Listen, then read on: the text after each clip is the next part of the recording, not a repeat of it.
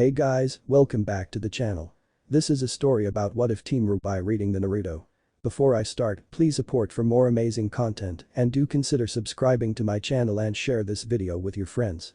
This is written by Shipwreck5897 and link in the description and support writer. Let's start the video. Chapter 1 The Rabbit. I wonder what rabbit pertains to, Weiss thought. She couldn't jump to the conclusions that filled her mind. So that is Beacon, huh? A tall young man of 17 years old thought to himself as he traveled via air machine, Bullhead to be more exact, towards the school he had chosen. He had taken the test, aced it, and been accepted into the prestigious school via the skill he had shown. He was a rather tall boy of 17, standing at a fair 5'11" in height. He wasn't the tallest, but he wasn't the shortest either.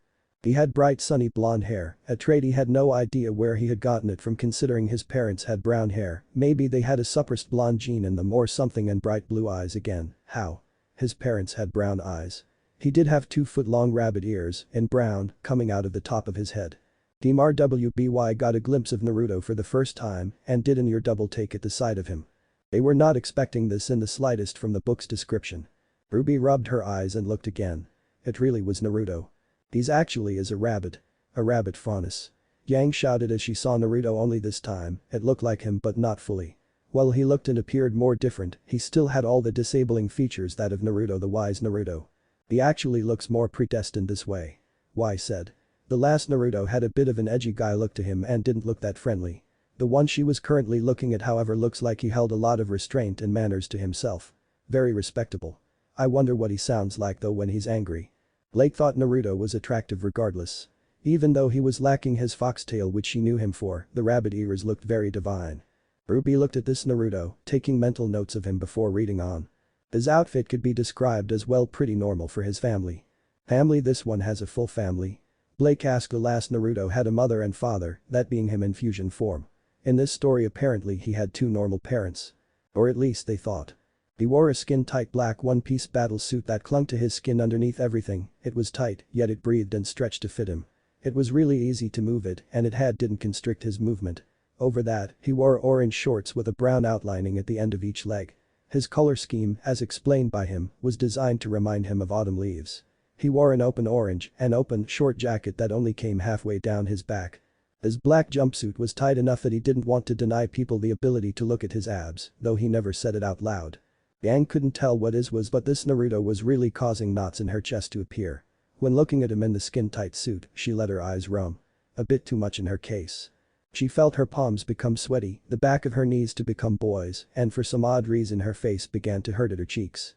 She managed to shake off the odd feelings appearing over her before saying in her usual tone. Mama wants to know how fast he can go. Yang said as Weiss looked at her with a troubled look. It's only a matter of time before you jump his bones again in this story. Weiss said, not forgetting what she had seen and heard in the last chapter. She wondered if she'd ever forget about it. Probably not. Naruto does not know Yang in the story, in fact, he knows none of you. The voice said, alerting the group. So everything? Blake asked, in both gladness and sadness mixed in her tone. Yep, I'm sorry Blake. The voice apologized.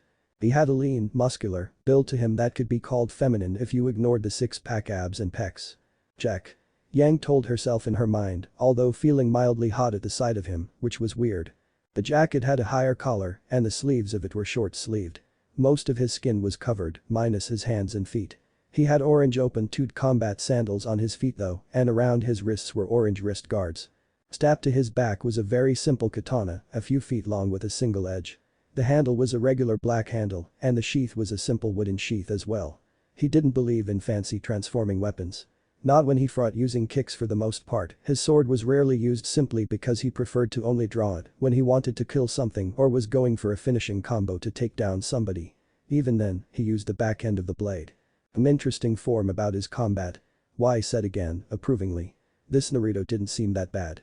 Naruto, a name he had inherited from some ancient family member he was descended from. The one he inherited is 3 whisker marks from. He was the only family member in over 500 years to get them for some reason. Oh well, Naruto Scarlatina was his name, and kicking ass was his game, though he wished he wasn't timid around people, a trait he gained from his heritage. He wasn't as timid as other family members, he just didn't know how to react to some things people did and didn't really talk well with others. Inherited? Blake questioned about the whisker marks. Timid? What blasphemy is this? Weiss asked loudly. He may look different, but the whisker marks are still there.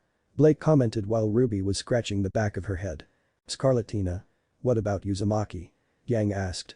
This Naruto was so different than her Naruto she didn't know why, but she somehow felt herself become even more drawn to this one than the last for some odd and less apparent reason. Scarlatina Weiss uttered under her breath. She thought she'd heard that name somewhere before. But she couldn't put her finger on it. Beacon Academy was a large school, multiple large buildings and a great huge tower standing in the middle of it, all on top of a great cliff that dropped into the ocean. It was on the border of Vale, one of the 4 major kingdoms, and was one of the hardest schools to get into. Nobody who wasn't worth their salt could get in, there was no buying your way in. You were either good enough of a fighter to get in, or you have some really good transcripts that allowed you in, or the headmaster took such an interest in you that he gave you the chance to apply. His elder sister had gotten in the year before, and he was getting in now. Wait, sister? Yang asked with an odd tone. When did Naruto have a sister? Since when does he have a sister? Wait, Scarlatina. Isn't that the rabbit girl? Ruby asked. She knew she heard the name Scarlatina before. So he's not only a rabbit, but he's more reserved and not that cunning when it comes to violence. I miss the other Naruto. Yang said sadly. Why snapped her fingers at the name. Despite his Franus heritage, Beacon didn't care about that. They accepted all kinds equally. What a freak. A person said as they passed by Naruto, and he frowned for a moment. He was used to it. He was always picked on for his heritage, and he tried to ignore it, but it did hurt a little. He had rabbit ears, big whoop, and his DNA was a little different than the DNA of a human. This stunned Team rwby beyond belief. If this was Uzumaki, he wouldn't hesitate to have beaten him to a pulp. Blake pointed out with an odd tone of voice. I was just going to cover my eyes, I was expecting a fight. Ruby said too. He's calmer. Y said. Yang's still in the game. Yang said while taking notes of everything this Naruto was doing. Oh hey, an ape without fur, I could call them naked apes, but that would just put me on their level. Naruto thought to himself in annoyance. He never did anything to deserve being picked on, but he didn't fight back. Why what happened to you Uzumaki? Weiss asked with pure shock to her overcoming face. This Naruto turned down a brawl. This Naruto and the other one had absolutely nothing in common. He would not get caught up in a cycle of hating those and beating up people who pick on him. If he beat them up, what did it get him? Enemies. Every human who saw him beat up a human would hate him. He's actually thinking of the consequences before jumping in headfirst. Weiss shouted in her mind. He would rather be called weak than make the lives of other Franus more disrespected by fighting. That is most unyouthful. A loud, very annoying voice shouted out. Naruto groaned, of course, his best friend had to have picked the same school as him. Naruto felt an arm circle around his shoulders and pull him into a comforting one-armed man hug. He was slightly used to just how physically affectionate his longtime friend was, well, longtime meaning the past 4 years. Unyouthful? Blake asked aloud. The term he had used sounded rather bizarre. Iron Lee apparently descended from some people named Rock Lee and Metal Lee and following the scheme of being named after an element island with Earth. He was a tall guy of 17 as well, standing at a tall height of 6'11", being the taller of the two. He was normally the guy that you would see getting ripped at the gym. He had muscled for days, being shredded without being muscle-bound. He had a black-haired perfect bowl cut, not a very attractive haircut. His eyes were perfectly round, and he had long eyelashes, and his eyebrows, they were huge, thick and fluffy, just completely unreal in their size and perfectly rectangular shape. If Naruto had a 6-pack, the guy next to him had a freaking 8-pack. He wore a tight green jumpsuit, and that was about it other than bandages around his hands and feet. Man, what does he eat? Yang asked as she looked at the pure meat head standing in the most hideous outfit she had ever seen. And that hair. Ugh. Don't even start about the hair. That was not as bad though as the pair of caterpillars that sat above his eyes. It was something that everyone could relate to and say it was anything but attractive. Iron, don't scream in my ears. Naruto said lowly, not liking the fact his ears were damn near ringing after the point-blank shout. I am sorry my youthful rabbit of friend, would you like a protein shake as payback? Iron said with a giant grin and a thumbs up. Naruto pushed the teen off of him. The reason Iron was so huge was because of the fact every meal was filled with meat, protein, and so many other muscle enhancements that Naruto couldn't stomach. No, literally, they hurt his stomach. He could barely handle meat, he could eat it, but it couldn't be his entire meal. Pure protein was like a promise of pain in the future when he ate it. Doesn't like loud noises, doesn't fight back at all, doesn't eat meat, dresses without drawing much attention, okay maybe not on the last one, but oh my goodness what happened to this Naruto? Weiss nearly pulled her hair out and couldn't think of anything more terrific in her life. He's just off. Blake said.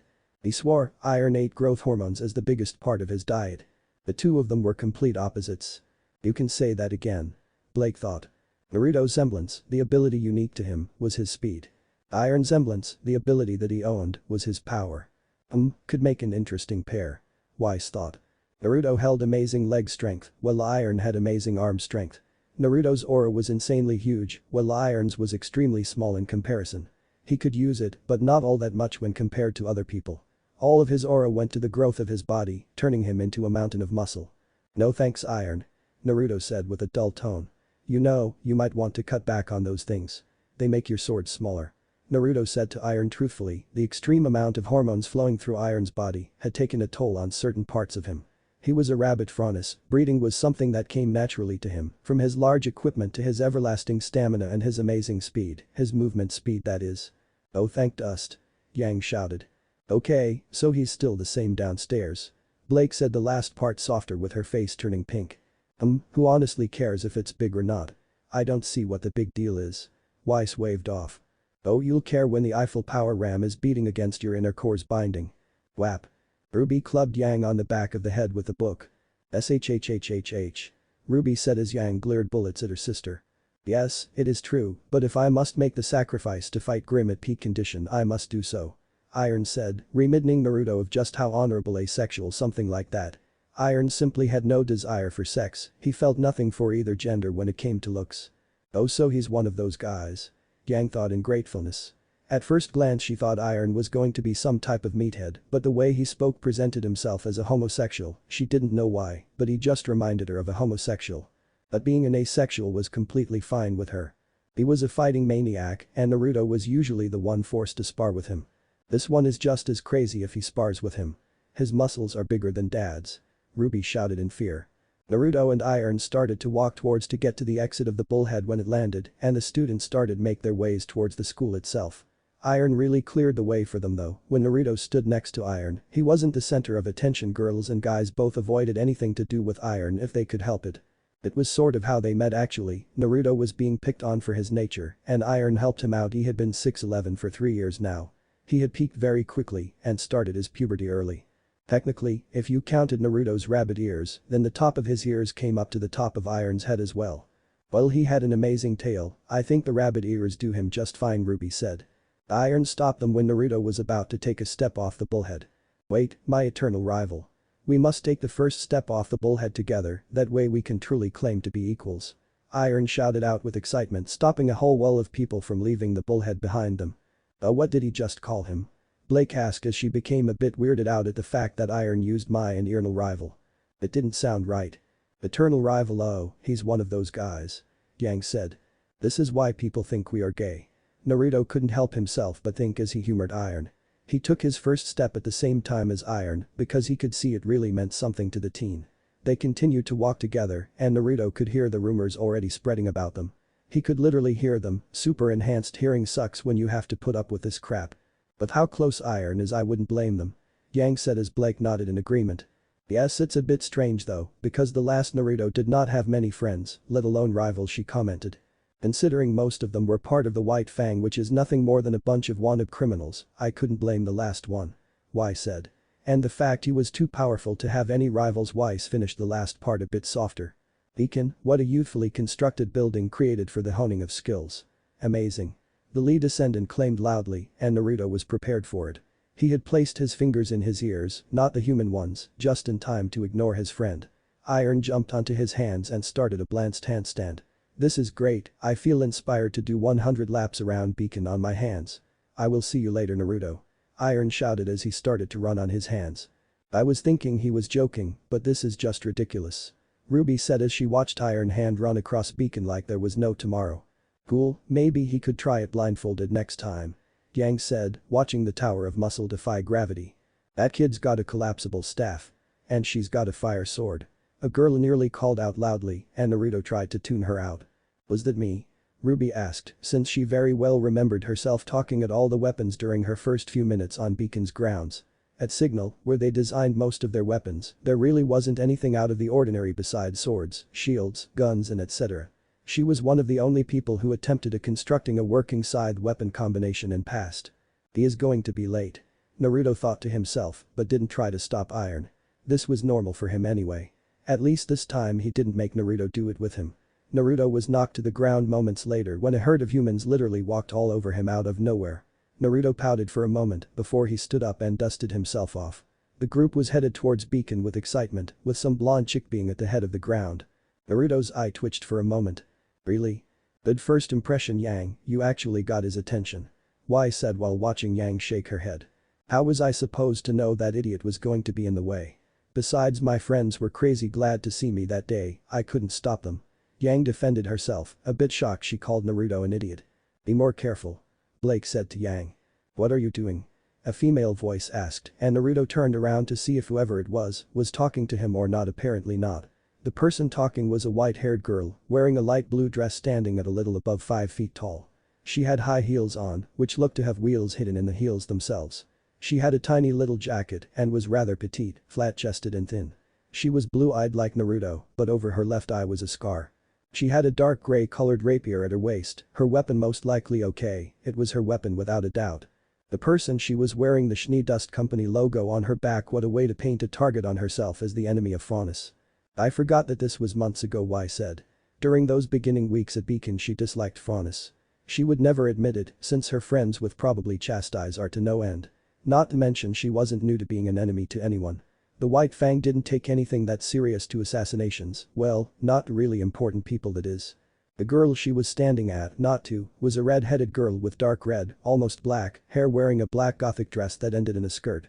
She had a band around her waist with red lace and the inside of her skirt was red because he could see up her skirt. She had on black that tinted to red when they went further down her toned legs, stockings and red-tipped combat boots with red soles and lace. She had a red collapsible weapon, fancy, attached to her back and ammo for it. She had silver eyes and moon-pale skin and a hooded cape on in rose red. She was surrounded by white briefcases filled with who knows what, most likely the Schnee girl's luggage. Sorry. The girl said awkwardly while Naruto walked over to them at a sedate pace. He may as well help pick up the luggage since he was here. Sorry, do you have any idea of the damage you could have caused? The Schnee girl asked, and by that, Naruto guessed there was a lot of dust in those cases. They were one of the few things that could cause enough damage and make sense of a Schnee to be carrying so much of, heavy enough to warrant worry. The red-hooded girl started to try and help out, but the second she got her hands on a case, the Schnee took it away from her and opened it up. There were small vials of dust in multiple colors inside of it. This is dust, mined and purified by the Schnee Dust Company. She said as she continued her rant. Naruto stepped in and offered the redhead a hand to get up and the Schnee girl seemed surprised that he walked from behind her. Totally ignored. Yang thought beamingly. Ruby watched Naruto tenderly help her to her feet. Dear Naruto said as he helped her up. Thank you, I'm Ruby. The girl introduced herself and Naruto remembered it in case he ever met her in the future. Naruto, well, see you later. Naruto said as he turned around and began to walk away. He passed by the Schnee without saying a thing or even looking at her. He placed his hands in his pockets and made his way towards the school. Naruto saw Iron rushing by and there was no way that he would make it in time by the time he had finished with his laps. That fool's going to get himself killed, he keeps that up. Y said with displeasure adding to her tone. She didn't understand why men always tried to outdo each other and everything. Wait for me. Ruby called out as she chased after Naruto. She caught up to him in a second and Naruto waved his hand in front of him when he noticed a bunch of rose petals in the air and that confused him. I guess I was a bit lonely. Ruby said while her cheeks were a bit red. Look at the bright side, at least you didn't blow up. Yang said as Weiss nodded with earnesty. Was it something to do with her semblance? What is up with the rose petals? Naruto asked with a sneeze since one of them landed on his nose and tickled it. Like the old story goes, Ruby tickled Naruto's nose, Yang said in a sing-along voice, not getting much enthusiasm from her teammates as they ignored her. Oh, they appear when I use my speed semblance. Ruby said with a wide smile, not even the least bit bothered by talking about her semblance to a stranger. So she has speed as her semblance too. Naruto thought. It wasn't unheard of for two people to have the same semblance, they could be inherited from parents after all. There were so many people in the world, it was hard not to find another person with a similar semblance or the same semblance. Some semblances were truly unique, but even between two people with the same semblance, there would be some differences. Apparently, her body created rose petals out of her aura when she used her. Same semblance, that's like 1 in a quarter of a million. Y said. While someone says could be hereditary, finding someone without a blood relation having the same someone says you was almost as rare as finding a 4-leaf clover in a field of 4-leaf clovers. Naruto's didn't create anything when he used his. Sounds boring. Ruby thought. Tsuuo Ruby hinted at wanting to know his semblance, and Naruto did a high kick that surprised the girl. My semblance is linked to my legs. I have really strong, really flexible legs. Naruto told her a half-truth. He had just trained his semblance so much he had strong legs that were flexible as a result of countless hours of work on them. Hearing that he was flexible legs gave Yang a number of ideas. But you use a sword, isn't it best to play to your strengths and use some gun boots or something? Ruby asked as she glanced at the weapon strapped to his back. Please, on another conversation about weapons and their meanings. Y said while throwing her hands to the ceiling. While she too had a small affection for weapons, she didn't have the large and frequently outlandish fetish of weapons that Ruby had. I wasn't going to say anything. Ruby shouted back to the white-haired girl. I don't use the sword much, I prefer kicking. Don't get me wrong, I mastered my weapon, but I just prefer hand-to-hand. Naruto explained to her as he drew his sword and in a flash of steel a nearby tree was sliced. It fell over, revealing a perfectly clean cut all the way through the trunk. He sheathed his sword and Ruby went wide-eyed with excitement. She undid her weapon and it turned into a large red scythe. She swung it and cut down another tree, showing what her weapon's sharpness was. This is my weapon Crescent Rose. A high-impact collapsible sniper scythe. Ruby explained to him as she collapsed it down and placed it in its carrier again. Ruby grew more pale when she saw the same mountain of muscle earlier walking around on his hands right by them. She looked like she wanted to look anywhere but at iron. MMMMHMMM. Naruto hummed in understanding for her seeming love of her own weapon. So do you know where everyone is supposed to go? Ruby asked as she looked around and she turned to see Naruto already walking in the right direction. She followed after him in a hurry, she noticed that he seemed to have a habit of walking off. Tsuuo, do you want to be my first friend at Beacon? Ruby asked Naruto and he raised an eyebrow at her. Here we go again. Y said while Ruby looked offended. Okay. Naruto said, though it sounded more like a question to Ruby. Yeah, I can be pretty awkward. Ruby agreed with him, figuring he was just confused by how she was asking this now and the unsure what she was asking it. This is painful. Blake said to herself as she watched the awkward conversation took place. I'm just not used to humans asking to be my friend. That mountain of green and muscle was only ever human friend before you. Naruto admitted to Ruby and she felt very sorry for the fact that she had been judging the hyperactive teen before now on his looks. Being a faunus must be the hardest. Yang thought with a downward look. He seemed like a nice enough guy now that she knew about this. Oh human friend. You you are a faunus. Did you have any faunus friends? Ruby asked and Naruto shook his head. He didn't have any of those either, he didn't really know many other faunus. Just brothers and sisters, I have a sister that goes here actually. Naruto admitted to the apparently younger girl. He wondered how Velvet was doing. End of chapter 1. So then I was like Hiya and boom, my Crescent Rose blew its head off dead grim all over the place. Ruby explained her tale to Naruto, one of her many encounters with Grim that she was telling him. He just stayed silent and listened to her talking, not one for many words, and the closer they got to the place, the more nervous he got when more people started to group together. By God, he's worse than Blake. Yang shouted in her mind. Blake had her moments when she could remain silent for an hour or two, but Naruto was making no attempt to talk or even listen. The way Naruto in this world kept to himself was almost nauseating, but somehow, she didn't know why, but can't explain it, but this way he was portraying himself in this type of man was very enticing to her in a mysterious way. A lot of people were gathering in one place. Naruto didn't do crowds, he just did not feel comfy surrounded by humans. He was a rabbit, rabbits did best with other rabbits. He was timid and he wished he wasn't. He wanted to be an outspoken person who could be the center of attention, but whenever he got into the spot where he was the center of attention, he just sort of went quiet and froze up. He blamed his parents and his sisters and his brothers. They were all timid people as well, and living with them had made him almost as timid. He could still conversate with people he was used to without being timid about it, and he didn't act timid most of the time. Maybe he isn't as worse as Blake, maybe it was all just my imagination. Yang thought with a sigh of relief. People were staring at him and his ears. While his ears do stand out a bit, he is a bit a sore thumb when it comes to appearances. Y said, gesturing to the near golden hair and transfixing ocean eyes that reminded her of the sky on a summer's day. She'd keep that little simile out of the air. Yeah sure. Naruto agreed with Ruby in the hopes that she would take a hint and leave him alone now. Her talking was just attracting more attention to them and she was even more blunt and oblivious than a troll holding a old wooden club. He could sure use iron right now, that teen always knew just how to scare people off just by existing. He was a great meat shield for Naruto to hide his insecurities behind, nobody ever noticed them, because around iron he was completely comfortable. Wow Rubes, you're practically scaring him off. Yang commented while Ruby huffed at her. It was supposed to be John, not Naruto. And it's not my fault you ditched me on my first day. She shouted. Friends? Yang said. So, aren't we friends? Ruby asked. Yeah, Yang drawled out a bit. Iron was like a brother to Naruto and he always felt comfortable around family. Then Yang, she is my sister by the way, she came in like a wrecking ball and messed everything up. It was amazing how quickly he had to run away before we were caught by Daddy still caught us though. Ruby finished off her story even though it seemed like she had already finished it off before now and she seemed to be talking about the fact that she had a sister. So do you have any other siblings? Ruby asked with a helpful look on her face, she had noticed he didn't say much. I have 8 siblings. Naruto gave her the short answer and she blinked, trying to comprehend that answer. That caught Team rwby by surprise.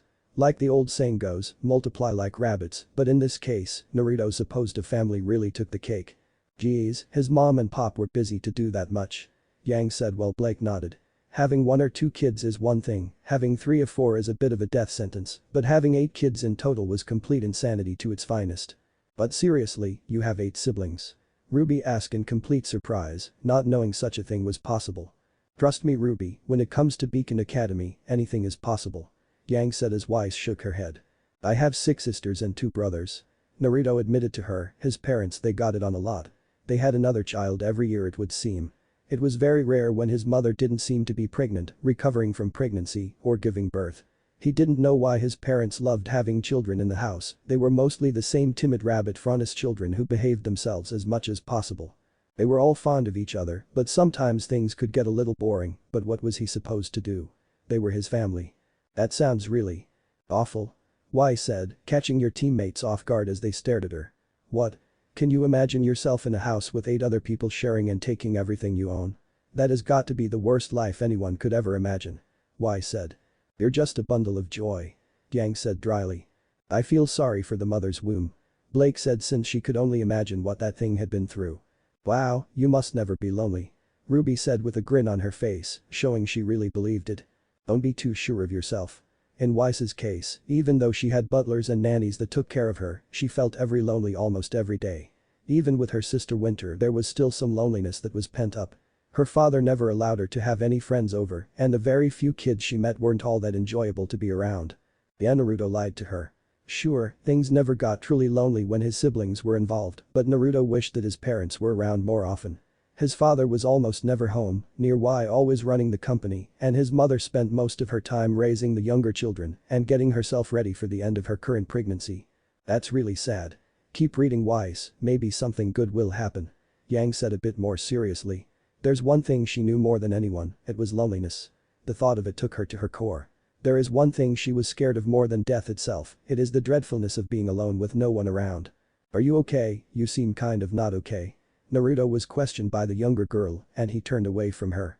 Just fine Naruto told her, because really, why couldn't she leave him alone? It was obvious that he wasn't comfortable at the moment. He's a bit of a jerk. Ruby said about Naruto. She didn't know why he was acting like this. Well you just kind of barged in on him and started talking about all this meaningless stories. Why said to her leader. I was just trying to start a conversation. Ruby said in defense. Blake's got more balls than he does. Yang said, making Blake flash a menacing glare at her blonde teammate. Ruby? Another loud female voice called out as a slim arm circled around Ruby and put her in a headlock.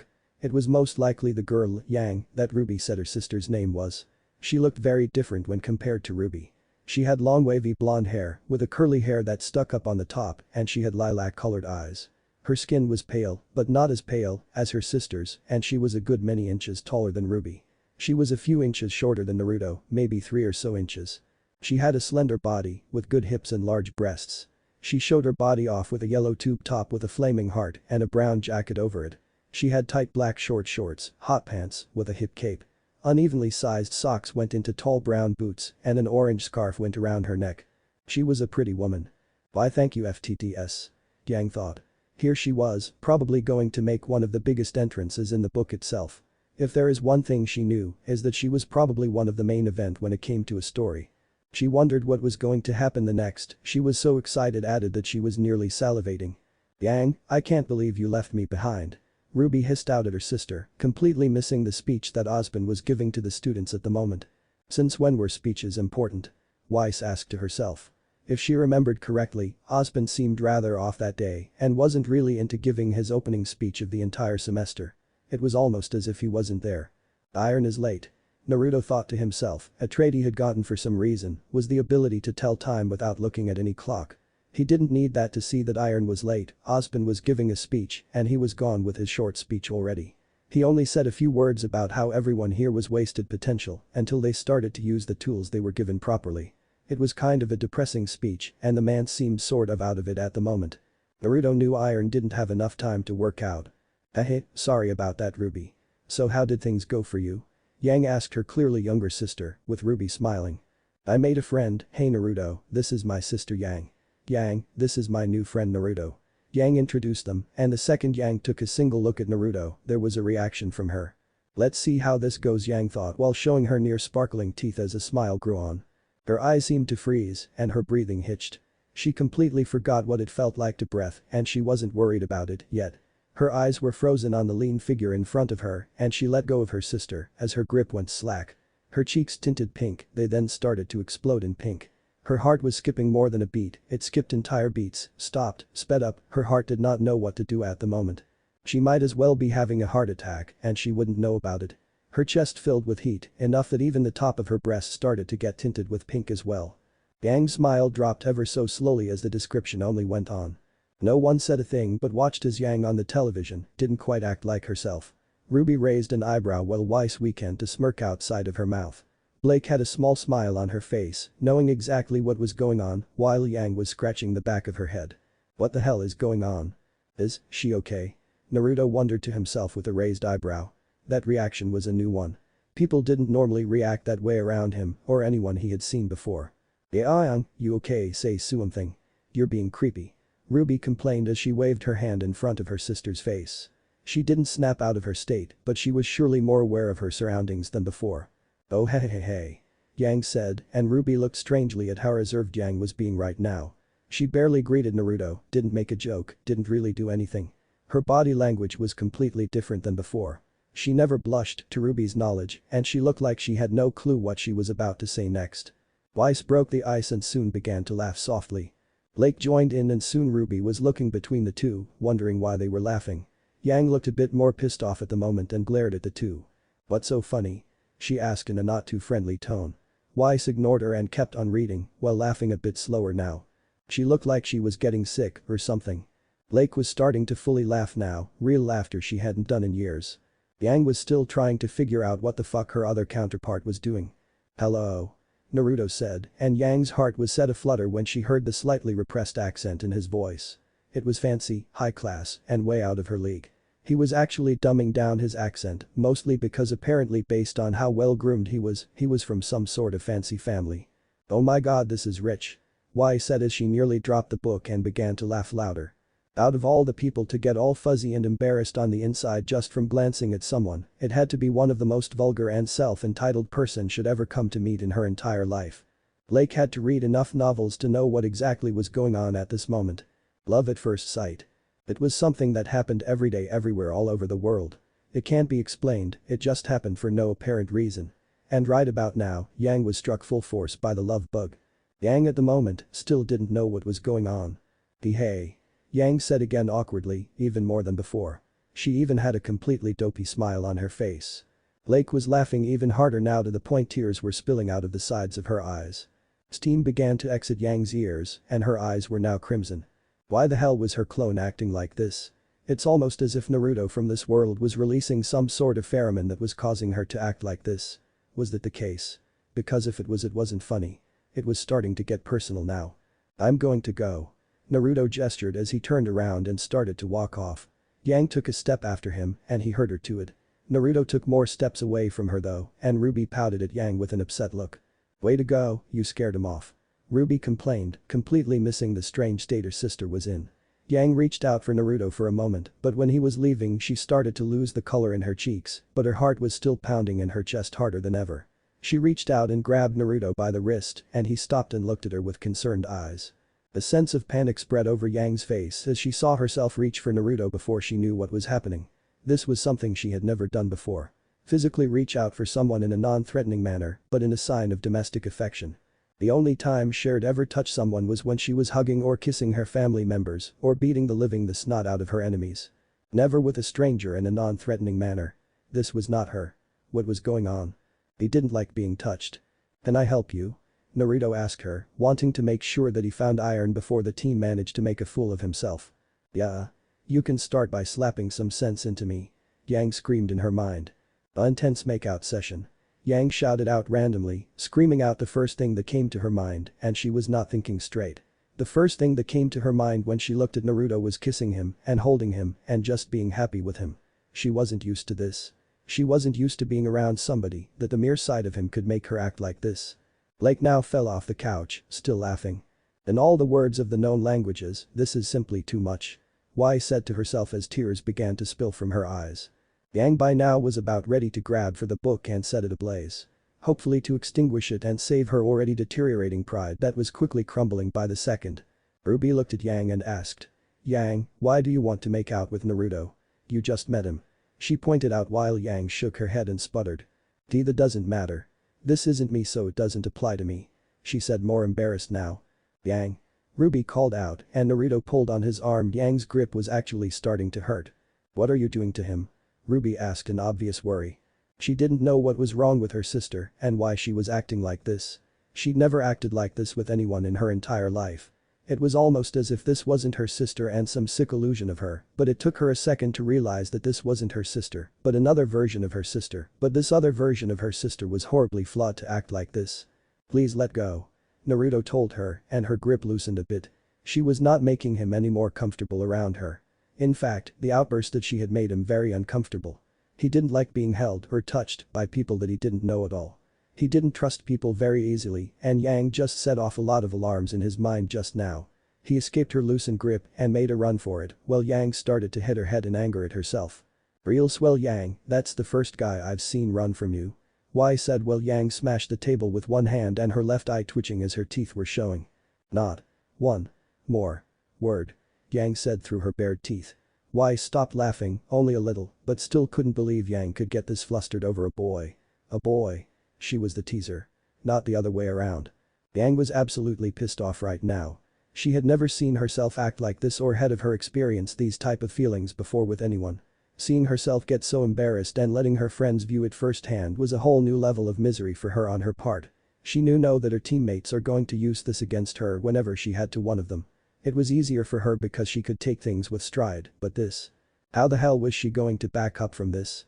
When he was out of the room, she even started to talk to herself. "Freak Yang, what the hell was that? You just ruined it," Yang muttered, pissed off at herself. Just looking at Naruto caused such a strange feeling in her chest, her heart was still pounding. She had no idea why or what had been wrong with her, but she had to say she was sorry to Naruto, try and smooth things over before he completely hated her. "My heart's pounding.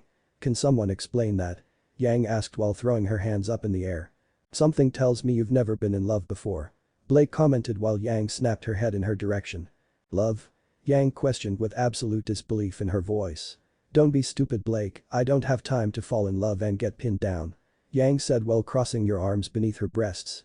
"It didn't stop you from doing it in the last story," Y said. "Shut up," Yang shouted. "Hey. Calm down before I make things more difficult," the voice said making Yang glare venomously at the ceiling. "Do your worst," she said. She was honestly so pent up with confusion that she didn't know how to respond. "For you, I can give my fair share of warnings. But that was your last one." Yang smashed her butt in the couch before Weiss continued. "Sheesh Yang, what was that? Normally you are so much cooler," Ruby commented with a sly smirk on her face. "Cooler?"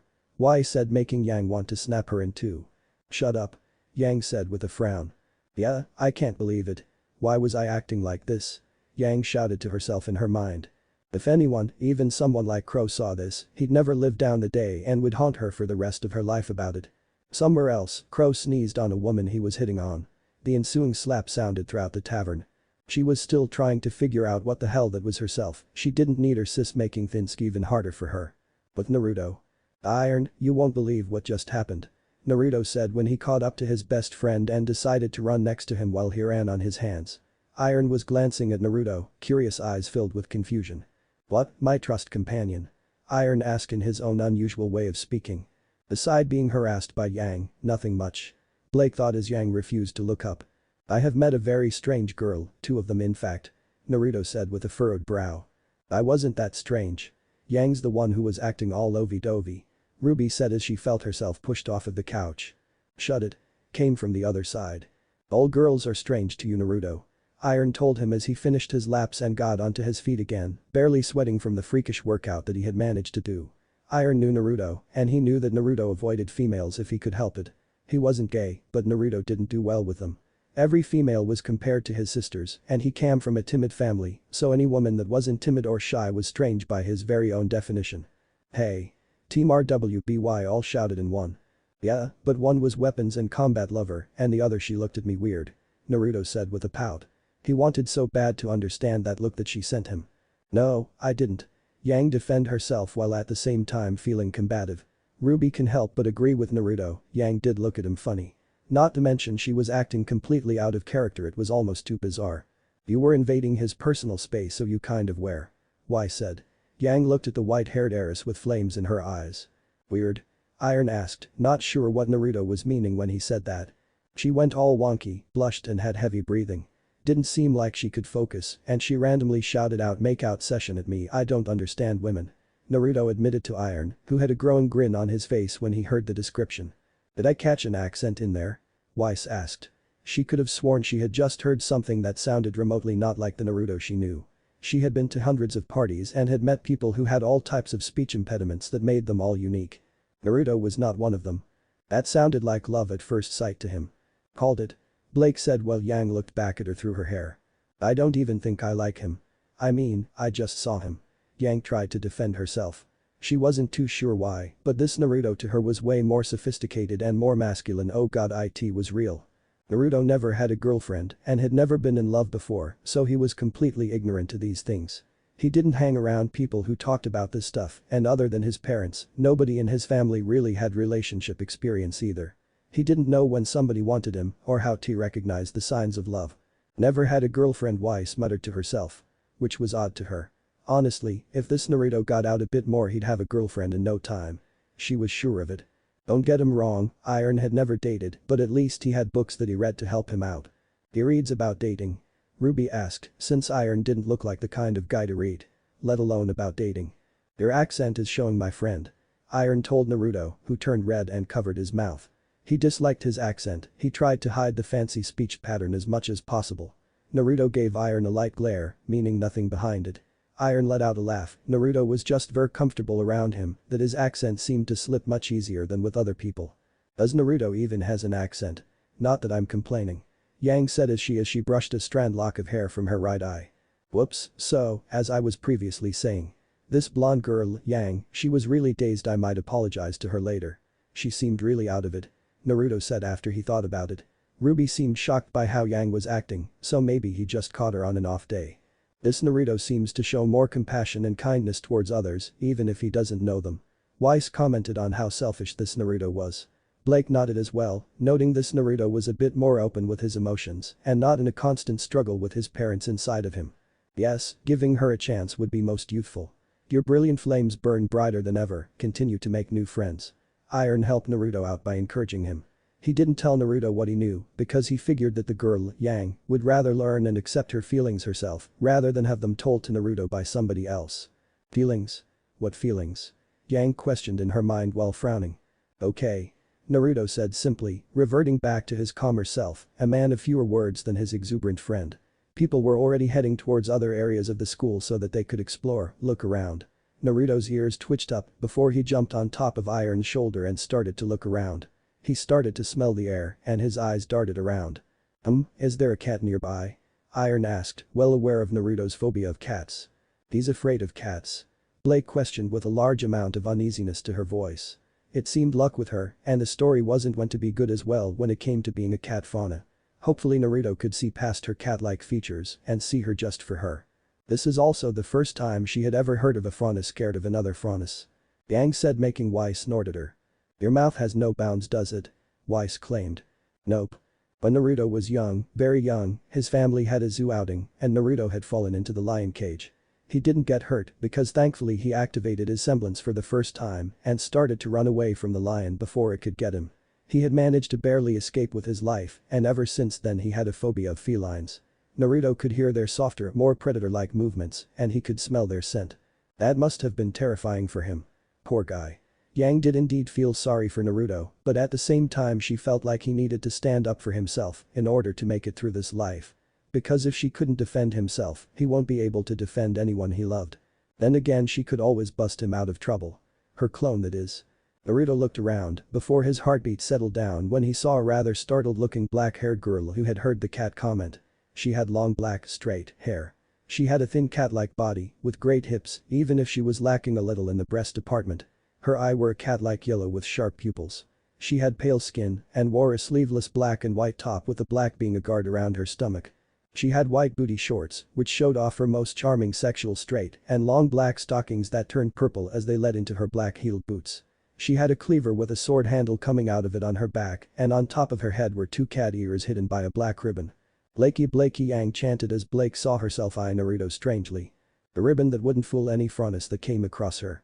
He figured it out just by first glance. That takes some skill. Why, said in absolute disbelief.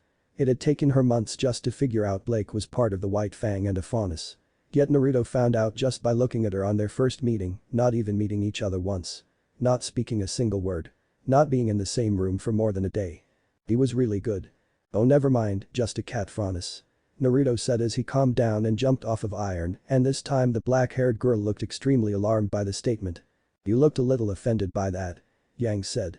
He just discovered who I was, and we haven't even spoken a word to each other. I'd be surprised too. Blake replied. She started to walk towards him, and Naruto could see that she was heading right towards him. Naruto started to run the second she started to chase him, and the girl's eyes gained a glint in them the second he started to run. Whoa, time out. Yang shouted out loud and noticed Blake was in a similar situation next to her, watching Naruto run with his ears flapping in the wind. Blake didn't know what was happening, but for some odd reason Naruto looked absolutely divine at this very moment. Blake. What are you thinking? Weiss asked with a bit of sourness to her voice. A girl chasing the boy was one thing, but a girl chasing a boy with this unsettling look of primal hunting across their face, like they were some type of lion, was disturbing. I don't know, it's hard to explain. Blake attempted to speak, but was too enticed by the running rabbit Franus on the television that she simply couldn't steer her eyes away. Naruto's prey instincts to run away, combined with this girl's predator instincts to give chase, both activated. She wasn't going to try and hunt him, but when somebody chased you, you either stood and fought or ran away. She was giving chase, so he was running away. The more she chased him, the more Naruto ran, without revealing his semblance for everyone to see. He was already really fast because of his rabbit Franus heritage, and this girl was fast because of her cat Franus heritage. Why is she chasing him though? What is going on with everyone? First Yang's acting all different and not herself, and now Blake's chasing someone. Chasing someone. Ruby shouted as her head began to slowly seethe in pain. Why are you running? I just want to talk to you. The girl called out from behind him. Naruto started to slow down before he noticed the glint in her eye appear when she closed the distance, then he started to run faster again. Blake, don't eat him. Yang shouted at the TV. Blake looked absolutely famished at this point. The way her lips were curved and her back was hunched forward gave her the unsettling appearance of an animal about ready to catch its dinner. Eat him? Blake asked in pure surprise and offensiveness. She was a faunus, not some type of undomesticated animal. I would never want to eat him. Why are you drooling then? Weiss asked, noticing something shiny at the corner of Blake's mouth on the very left side. Blake raised her hand up and wiped the saliva away, hoping to hide and possibly avoid being the center of attention. Why are girls so weird? Naruto thought in desperation. I seem to be the only sane one of the group. Weiss commented, while Yang looked away in shame for acting that way in front of a boy. Ruby looked down at her feet for nearly talking the boy off, and Blake continued to cover her face as she watched herself chase after Naruto like some type of animal.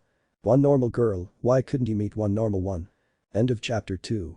That was stressful, thankfully I lost her when I jumped onto the school building. Naruto thought as he absentmindly changed into his pajamas. The girls at the academy got to change in the bathroom, while the men were stuck changing in the room everyone was going to be sleeping in together. Until teams were decided, and Naruto actually knew how this was going to be done thanks to the fact he asked his sister, then there could be no dorm room assignments until after the fact when they knew who they would be together with. Speaking of which, if he has super smell, why can't he find his sister? Weiss asked. There are hundreds at Beacon. That many scents getting mixed up would be hard to pinpoint. Blake replied. He'd be able to find you since you smell like tuna, I smell like peaches, Ruby uses strawberry scented shampoo, and Weiss I think she uses coconut. Yang listed off since she spent the longest in the bathroom each morning. She knew where everything was, including the conditioners and shampoos, and which ones would give her hair its natural glow. Blake was left fuming however at the tuna remark. She most certainly did not smell like tuna. As a matter of fact she uses lemon-scented shampoo. Just because she likes to eat tuna on a regular basis didn't mean she had some sort of crazy fetish for it. You smell like something worse than peaches, Blake muttered underneath her breath. Iron was already changed into his pajamas which was a giant set of footsie pajamas with a hood that had rabbit ears on the top of it. It was a gift to Iron from Naruto's own mother on his last birthday. Iron was pretty close to the Scarlatina family. Naruto was finished changing the second he buttoned up his shirt. He wore more modest pajamas, liking the warmth they gave him. He wore a silk, scarlet, set of pajamas with his own personal symbol stitched into the back of it. What is up with the bunny-themed pajamas? Yang shouted after seeing a near-perfect version of Onesi's, only it looked worse than the last. The hood with ears and in green. Bleh. Who in their right mind would wear that, let alone buy it with hard-earned lean? That was a crime against both people's pride and self-respect. Also why was she covering up? She never covered up for anyone or anything. That wasn't her style. The only time she covered up was when her father was around or it was cold outside. Who cares if Naruto saw a little extra skin? He may even like it. There it is again. She may have liked the other Naruto, but getting all ruffled inside it wasn't her. She hated it. She too had reserves when it came to her modesty, but Yang couldn't carry on thinking only of Naruto Scarlatina's eyes and ears. It was a gift. More like a curse. Why said. Those type of PJs were nothing but an abomination. It's from Naruto's mother. What was Iron supposed to do? Blake said as Yang shivered. Burn it with fire. She said as Blake continued.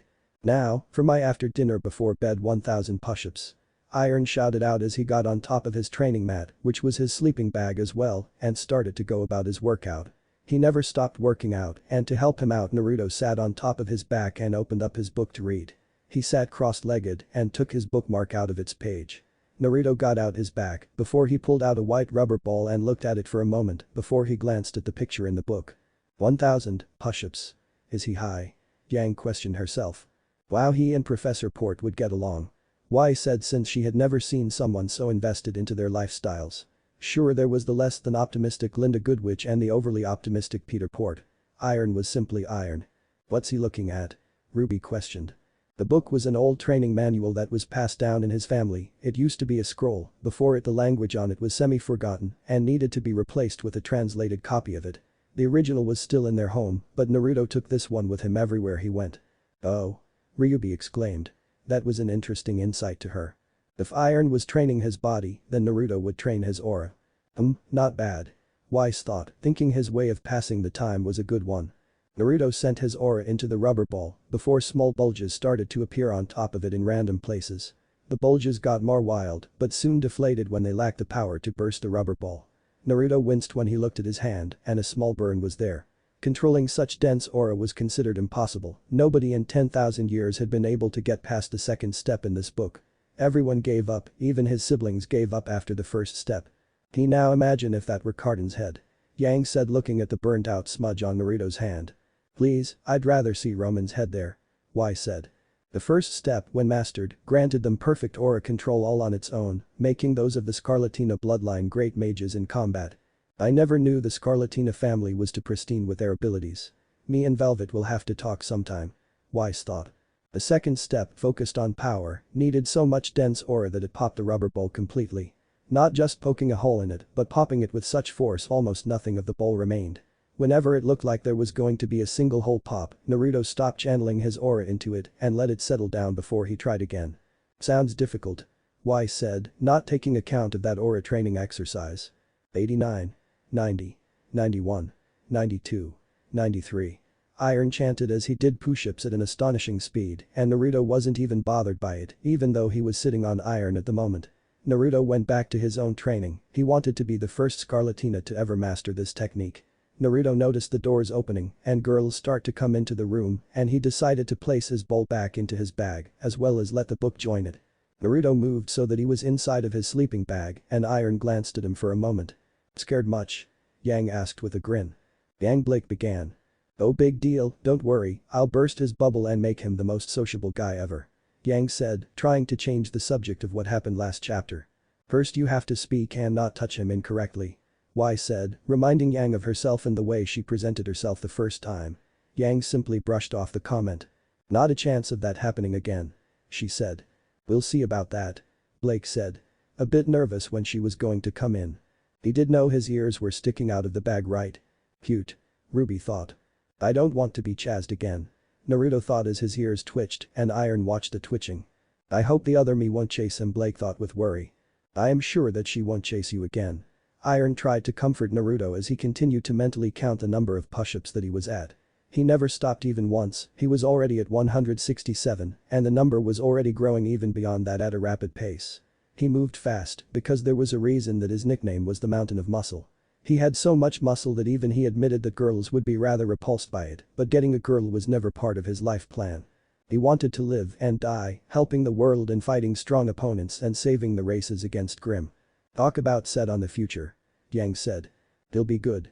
I know it. Ruby said. He watched as Naruto's ears shot straight up before doing a strange twitching and bouncing as they acted like a predator radar. Listening for the sounds of anything suspicious, they froze when two people started to walk nearby them. Who else wants to just grab those ears? I know I do. Yang said. Ruby nodded and Blake couldn't help but wanting to nibble on them. She almost slapped herself when she thought that. Yang and Ruby, both clad in pajamas with Yang wearing her an orange hoodie over her clothes, a slight blush on her face. Her black spandex shorts were still visible, but she was hiding her upper body. Iron gained a glint in his eye when he saw the face of a maiden in love. Ruby was avoiding eye contact with him because she could not handle the sight of a bulging giant wearing bunny feety pajamas without breaking down laughing. She wore more modest pajamas, long pants and a tank top with an eye mask. Maiden in love. Maiden. Yang screamed in her mind. She was not some delicate flower that needed to be tended with love and care. Weiss tried her hardest not to start laughing. Seeing Yang act so self-conscious about being near someone was simply gratifying to no end. Naruto, we can see your ears. Ruby commented to her newest friend and the ears ducked inside of the sleeping bag with the hole closing up. Yang and Blake chuckled while Ruby laughed at Naruto's over-dramatic low self-esteem. I guess he really is freaked out by me. Yang thought as she rubbed her arm, emotionally discomforted by that little tidbit of information. She knew her makeout thing had freaked him out. Ruby actually got next to the sleeping bag and opened up the hole before she saw Naruto with a flashlight reading a book inside of it. So intense makeout session. Blake asked, making Weiss start to laugh again. Yang shot the two a look that would have killed them. See any good-looking bunnies to chase? Yang asked. Watch a cow. Blake warned to Yang. Okay, he just wanted to read alone. Hello. Naruto said as he glanced between his book and Ruby and she waved at him. Hi. Come on out, let's chat until lights out. Ruby invited him as Yang sat down some sleeping bags as well, one for her and her sister. Hi, my name is Yang, this is my sister Ruby.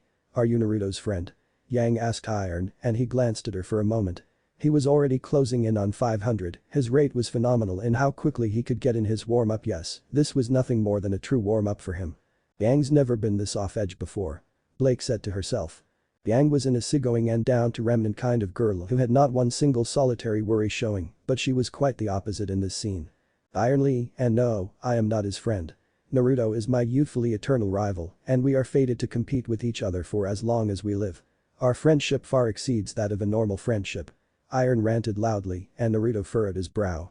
He started to come out of his sleeping bag before he looked between Ruby and Yang, who looked like she wanted to say something to him next.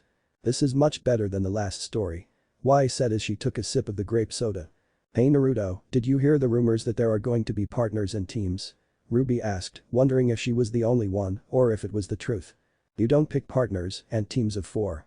Naruto simply explained, because you didn't pick partners. As he knew it, they were going to be launched off a cliff and the first person they made eye contact with was going to be their partner. It was a simple fact of the matter that teams were going to be teams of 4. Ooh, oh, maybe we can all be on a team. Hi, I'm Ruby, nice to meet you Iron. Ruby introduced herself to Iron and he gave a grunt and a smile of understanding. He was at 600 and still had a ways to go before he completed his warm-up. Naruto was looking around the room and he blinked when he saw a guy that stood an inch or two taller than Naruto with the same color hair and eyes and he was wearing blue footy pajamas with bunny slippers and a white bunny rabbit on the chest. Naruto's eyes started to twitch for a moment and this time it was in irritation. You. Yang said. She remembered that day like it was yesterday. That was offensive. You've got a tank next to you in an uglier version. Weiss yelled. The fact that there was a near 7-foot-tall being made entirely of muscle wearing a skin-tight green version with ears on the head wasn't offensive to Naruto, then she really wondered what would happen if a bully called him an animal again. Bunny slippers, how dare he wear those in the presence of a genuine rabbit faunus. That was like owning a lucky rabbit's foot. It was mortifying, it was humiliating, and it was downright terrifying for a rabbit faunus to imagine having their feet cut off instead of those poor bunnies. The blush on Naruto's face was one of anger, but his face didn't reflect his rage otherwise. Man, that's quite terrifying. Weiss said, not really comprehending the events of the situation. Naruto was right at being offended at John's horrible sense of sleepwear. He did narrow his eyes and stared at the boy for a while. Naruto gave Iron a pat on the shoulder and the boy stopped his warm-up and glanced at Naruto. Naruto reached into his bag before he gave Iron a set of pajamas. Oh okay, I get it. Iron said as he followed the directions wordlessly. He got up before he went over towards the boy dressed in the offensive attire. Yang and Ruby watched as the bunny-clad boy froze when the mountain of bulk stepped in front of him and handed him the pajamas, Naruto's spare pajamas. There was no way Naruto could get any sleep with such offensive-looking pajamas in the same room as him. Then again, he wasn't going to be sleeping anyway. He really got that flustered over PJs. Huh, who knew? Yang said. Honest usually get discriminated about those little things. Blake said. From the clip-on cat ears to the face-painted whiskers at carnivals, there were a few things that really irked her. So a pair of cat ears and a tail plug are off limits then? Yang asked as Blake nearly punched her. Those were the two she'd try to forget. Too many people in the room for him to feel comfortable enough sleeping. He might be pranked in his sleep by somebody or God forbid he wake up and find that somebody had done something worse. Why would anyone want to prank him? He doesn't know anyone besides us. Ruby gestured to herself and Yang, not mentioning Blake since they didn't exactly have the best confrontation. You. Yang said when she got a look at the rather out-of-fashion pajamas and out-of-rage group. She didn't care how potentially hot a guy was, there was nobody to her knowledge that could pull off a onsi. She looked at Naruto for a moment before she imagined him in the same pajamas and she gained a small blush. Okay, so maybe there was one guy that she could imagine them looking good on. Weiss was going to make a remark before Yang beat her to the punch. Not a word. How about a witty comeback? Blake asked with a small smile. Nobody asked you. Yang said rather loudly. Hey Naruto, have you seen your sister yet? I remember you mentioning her. Ruby asked with excitement as Iron started to walk back towards them. That boy's name was John, he didn't realize that he was offending anyone with his pajamas. He says he is sorry though, nice guy. Iron said to Naruto and he got a light smile. Why oh why must John be in this story? Weiss thought. Thank you Iron. Naruto thanked his friend and Ruby pouted. I ask you something. Have you seen your sister? Ruby asked Naruto as she waved a hand in front of his face. He moved a bit further away from her before he looked at her, but he kept his eyes a little off of her, that way their eyes didn't make as much contact. He's so different that he isn't mentally like the other Naruto. Blake said once again. Good. The last one was nothing but a pig. Weiss said. Marriage or no marriage, those two blind lovebirds were beyond disgusting with their affection. Not yet. Naruto told her, with Iron sitting down and giving a grin. He was happy, there was somebody that was so ignorant to Naruto's shyness that she could blow right through it. Ruby didn't even notice that she was pushing through Naruto's shyness. As long as she didn't chase Naruto, he wouldn't run and they were all trapped in a room together. He had nowhere to run anyway, what she was doing was making him interact with them. Weiss, Blake and Ruby felt sorry for him. Yang on the other hand was watching herself make a fool of herself. Again. Hey listen, I want to say I wasn't really acting like ya. Yang stuttered out as she attempted to apologize to Naruto for her earlier conduct. Naruto tilted his head, not sure what she was trying to say to him. Ruby giggled a bit at Weiss' sister acting all shy around a boy. Usually it was the other way around on their home patch when they went to school. Oh, she has it so bad. Iron thought to himself. I do not. Yang denied angrily. So, did she tell you how teams are picked, your big sis that is? Ruby asked Naruto, trying to extract every bit of knowledge out of him that she could. Naruto looked around nervous because for a moment he was sure that he could hear the sound of cat-like footsteps slowly stalking around the area. There were too many scents in the area for him to pick out cat stench. Great, first he wants to forget about me and now he's afraid of me. Blake thought sadly. Can you actually hear out of those? Yang blurted out awkwardly, trying to say something without messing it up. Naruto was startled by her loud voice before he blinked and moved to touch his ear. And you called me antisocial? Blake asked towards Yang who snarled at her. It's not my fault this Naruto has some of the dreamiest eyes that you could get lost in for hours. Wait, forget I said that last part. Yang suddenly blushed again and felt her heart skip a beat. This was really confusing. She didn't know what effect this Naruto had on her, but when she looked at him on the TV, everything in her mind froze. Yes. Naruto told her, before Iron nodded. Faunus often have traits from the animals they come from. Not just his ears, but Naruto has some of the sharpest senses out of all fauna species. Iron told Yang, he knew this very well because there was after knowing Naruto for so long. Really? Ruby asked Naruto, hoping to learn a little more about him. It's true. Naruto confirmed without saying much, he was too busy looking around the room. He looks nervous. I'm probably the cause. Blake said. No, he's just nervous from all the people, that's all. Ruby said to Blake. Not just true, you should see it. Rabbits can hear things from over 2 miles away from them, in all directions. Their ears have a natural ability to map the area around him by detecting how sound waves bounce back. They can hear sounds humans can't. Iron lectured with a grin on his face at the exact same time as Naruto located the catgirl from earlier. There were so many people around that he had missed her walking by, but now he could see her. Pretty neat. Ruby said. Very Ruby. Being able to hear that far could be beneficial. Y stated. I wish I had that, whenever I use my speed I get tunnel vision so bad that I can only move in a straight line. Ruby complained. With her speed, she moved so fast that she couldn't see anything but what she was going towards. She got tunnel vision, so she couldn't even use her semblance to its utmost potential because of her limited abilities. Yeah, I remember this one time I went face first in a tree. Ruby said, recalling the first time she used her semblance. It was not a pretty day. Not just hearing, but sight. Rabbits have the ability to see in the dark and see further away than many animals, even small twitches won't be missed. Though, with how timid he is, this tends to make him a bit jumpy. Iron admitted to the flaw as well. Naruto could see over 8 times better than a human even in normal light, and in the dark he could see just as well as any other Franus, but he could see miles further than many of them. There was little that he missed, with his sharp eyes his speed semblance was only further improved because he could tell just where he wanted to go next and pinpoint what he wanted to do. Wow, that's really cool. Hold on, does that mean he has night vision? Ruby asked while Blake nodded. Even though the Franus had been treated so badly, they trumped over humans in their primal surroundings. Wait, you have night vision? Ruby asked Naruto with a furrowed brow. Most Franus have that. Naruto told her, since she should be ashamed of herself for not knowing it. Franus were well known for their advantages they had when fighting at night, there were very few humans that could beat a Franus in a fight in the dark. It's true. Blake agreed. So you can see anything in the dark? Yang asked. Basically, yes. Blake said. How cool. Yang said. They also have over 100 million scent cells, Iron said, and he could see that Yang and Ruby were not following him. Humans only have 5 million scent cells, his sense of smell is over 20 times greater, about half as good as a dog's, they can smell things underground. Iron stated, and both Ruby and Yang looked at Naruto in awe for a moment. Geez, what doesn't he have? Next he probably going to be telling us he's got some sort of heat vision. Yang said it all of the gifts seemed to have. Being a Franus sounds fun. Ruby said. If I was a Franus, what would I be? A puppy. Y said. When you make that face when you're sad you look like a puppy. I thought I'd be more of a sloth actually. Ruby joked about Nora's mention of sloths. 100 million scent cells, so does that mean he can smell everyone farting in the same room? Yang asked in her head with her head tilting. I can smell really far away and even pick apart scents. Naruto admitted because that was simply something all rabbits had. They were prey animals, they needed senses that would let them detect where the predators were. He also has 17,000 taste buds, almost twice the sense of taste as a human. Though, this doesn't really come in handy during a fight, he can tell you if things are poisonous by taste. Iron explained, and Naruto nodded. It wasn't useful to him normally, it was more of an annoyance because it made him sort of picky. Okay, if he has one more ability I'm going to go crazy. Yang said.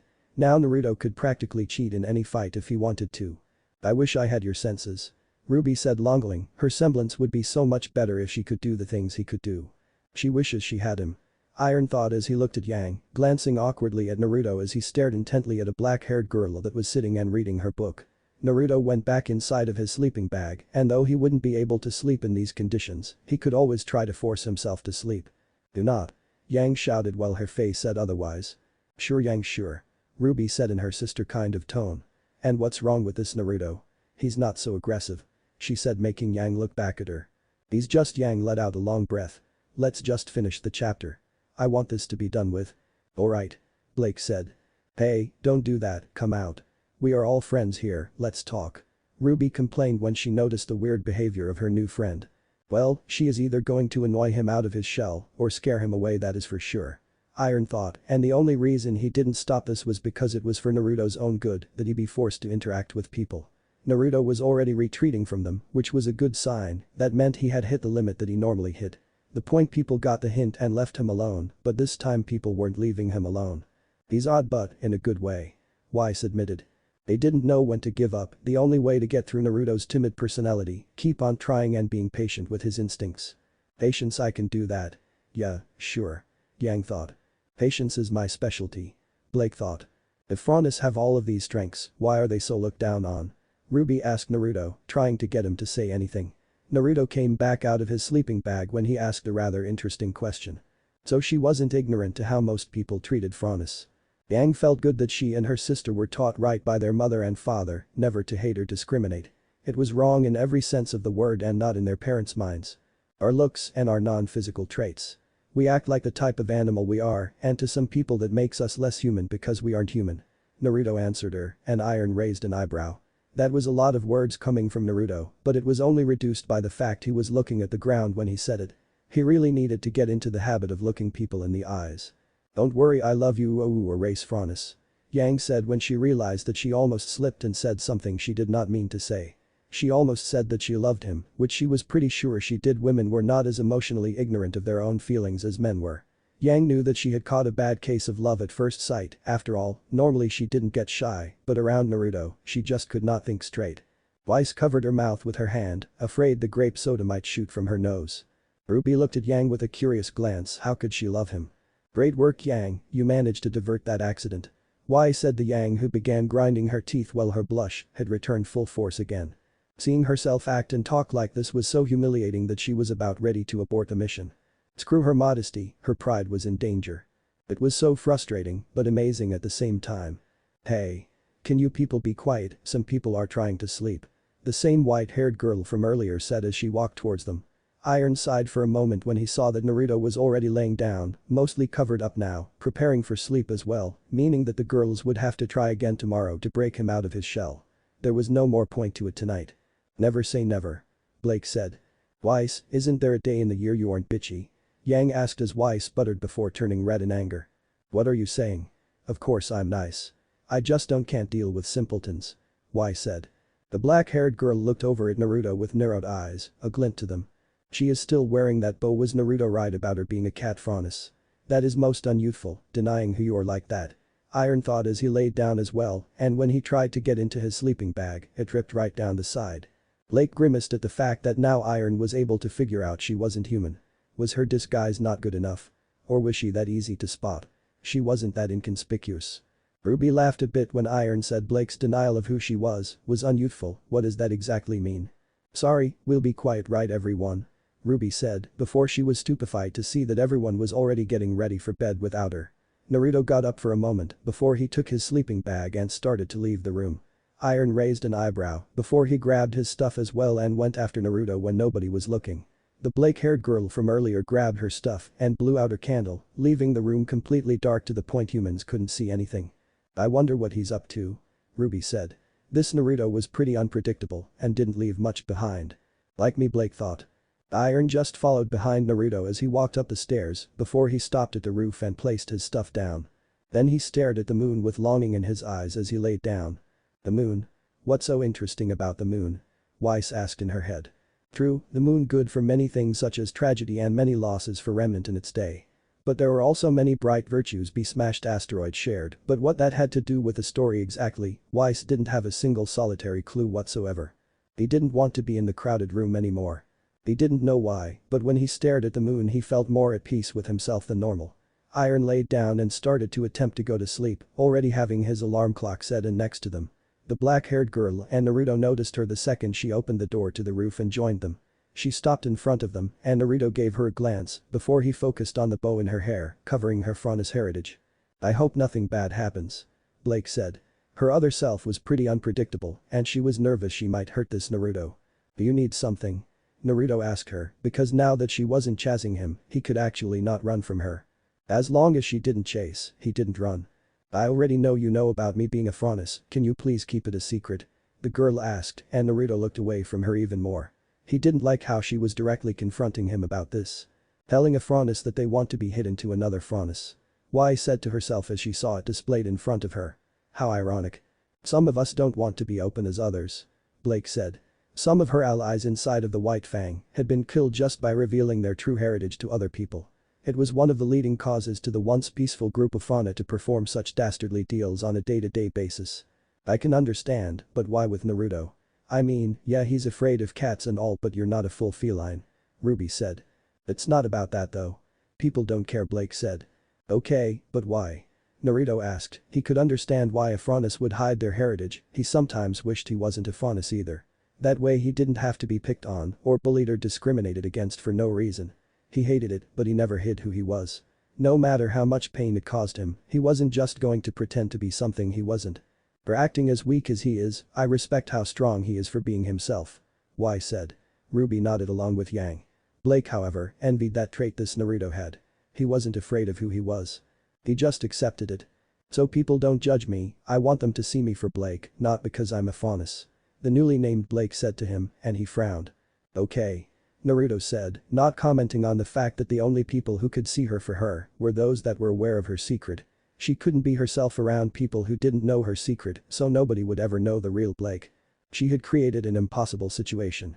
Any friends she made would feel betrayed by her if she had her secret revealed by anyone else but or even by her. Also, I'm sorry I chased you, you understand though. Blake apologized for chasing him. When she saw him running away from her, all of her predator instincts went haywire and made her chase after him. Seeing a rabbit running got the animal inside all worked up, but at the moment common sense and reasoning ability were in control. Just like how if she calmly and slowly approached Naruto, he didn't run from her. So you were trying to eat him? Yang accused Blake, who glared at her. No. That's not true. Blake said. Primal? What's primal about Naruto? Ruby asked. Not that I could help it, it was a reflex I guess. Blake admitted. I understand. Naruto said as she walked away so that she could go back and sleep with the people in their year. Naruto sighed before he looked at the moon. It was so pretty tonight. Ruby looked at Naruto's face one last time before the monitor shut off and the chapter hit its closing. My turn. Yang said suddenly as she swiped the book from Blake's lap. This wasn't good. Nothing involving Yang was good. Chapter 4. The bully rears his head. Today is the day, going to get my partner. Naruto thought as he sat on a bench in front of a set of lockers and changed into his normal clothes.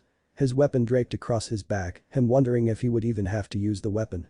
The only time he would need it were when it was dangerous for him to throw kicks at his enemies, like those with spikes around their vital areas, or when he fought talented sword users like himself who could react in time to move their swords in the way of his kicks. When kicks didn't work, use the sword. It does. Y said, mainly because her weapon was mainly sword-based. Even though she didn't or wasn't ever prone to hand-to-hand combat, her weapon was always there for her. Ruby likes the concept of his combat, although she didn't like the fact that he wasn't packing anymore, he just in case he was caught in a tight spot. Like a gun for instance. Iron's locker was way on the other end of the spectrum, while Naruto was in the 600s in lockers, Iron was locker number 10. That meant that Naruto was pretty much on his own for the moment and he could hear Ruby and Yang coming closer, Blake was not too far away and that Weiss girl was nearby as well. The people that either confused him, he wished to ignore, or make him jumpy, were all gathered in one place around him, and here he was, without his people go away and Nader ironly to keep people away. I wonder why his locker was moved so far away from ours? Ruby asked while scratching the side of her cheek. It seemed to her and the other teams were all crammed in one section of an area, but Naruto, a first year like them, was all the way on the other side. Alone. It was weird. People go away Nader now that sounded like a dream machine, something that made everyone who made him feel uncomfortable just walk away from him. Okay, it's official Blake. I've found someone more antisocial than you. Yang said as she wrapped an arm around Blake and Blake slapped her hand away. Stop calling me that. Blake said towards Yang. Just because she didn't like talking to people every minute of every day did it mean she was antisocial. Naruto's head crashed into his locker when he was roughly pushed from behind and he groaned in pain when he was pushed again and smashed into the locker before falling flat on his ass, right on the ground. The back of his head smacked into the bench, he had known somebody was behind him and he had trying to be as quiet as possible, but he had just figured that the person people were passing by to find their lockers. He didn't think they were going to push him, Naruto touched his forehead tenderly. Ruby gasped when she saw Naruto get slammed into the locker and hit the bench. She could see the pain flash through Naruto's eyes when his head struck. The sound his head made when it hit the locker sounded like it had a really hurts. In fact, when she looked at the metal locker she'd see a dent where Naruto's head had hit. Ruby was never really picked on during her childhood, since Yang often beat up any of her bullies if it ever happened, but this didn't mean she wasn't new to not seeing it to other kids. Weiss put her hand up to her mouth in shock and seeing such vicious assault unexpectedly. She wasn't expecting that. Since she went to a near prestigious school that was mostly private and only letting in rich kids, bullies and ruffians such as the lower classes were not allowed in. Seeing stuff like that daily was not new to her, but seeing such violence to this degree within her proximity was new. Blake's eyes narrowed and her fingers began itching to slice someone's throat at seeing this. She grew up on the streets and had seen some serious incidents in her life that revolves around the White Fang's business dealings that involved roughing up some people who refused to join. Bullying in a way. Mostly by the humans and sometimes by other phone up. Yang's hair was spinning wildly as she saw Naruto get hurt. Those bullies were gonna be so sorry next time she saw them. Alternate reality or not. Look at him, I've heard of freaky girls with stupid ears, but not even freakier boys with them. Are these even real? The voice, a male voice though he already sensed the gender of the person behind him, asked. Naruto's right rabbit ear was gripped and Naruto let out a groan of pain as he had his ear pulled on with a lot of unneeded force. No, not again. This is exactly like the day with Velvet. Yang thought with a downward look. She was cheering in her mind for Naruto to defend himself and knock these guys out like a couple of lightweights they were. But Naruto raised his hand in violence which was heartbreaking. Is someone going to stop them? Ruby asked loudly.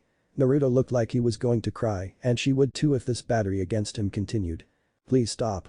Naruto said as he looked around behind him. It was a taller guy, same age as him, with cropped brown hair and blue eyes. The guy was muscled and wearing what looked to be very expensive armor with an evil-looking mace as his weapon. He had a bird design on his armor and he was grinning at the people around him as he tugged on Naruto's ear and got more winces from him. Harden Weiss growled with nothing but malice in her tone. It had to be him. Blake said. The voice wasn't only a dead giveaway, but the stereotypical school bully he gave off was easy to spot.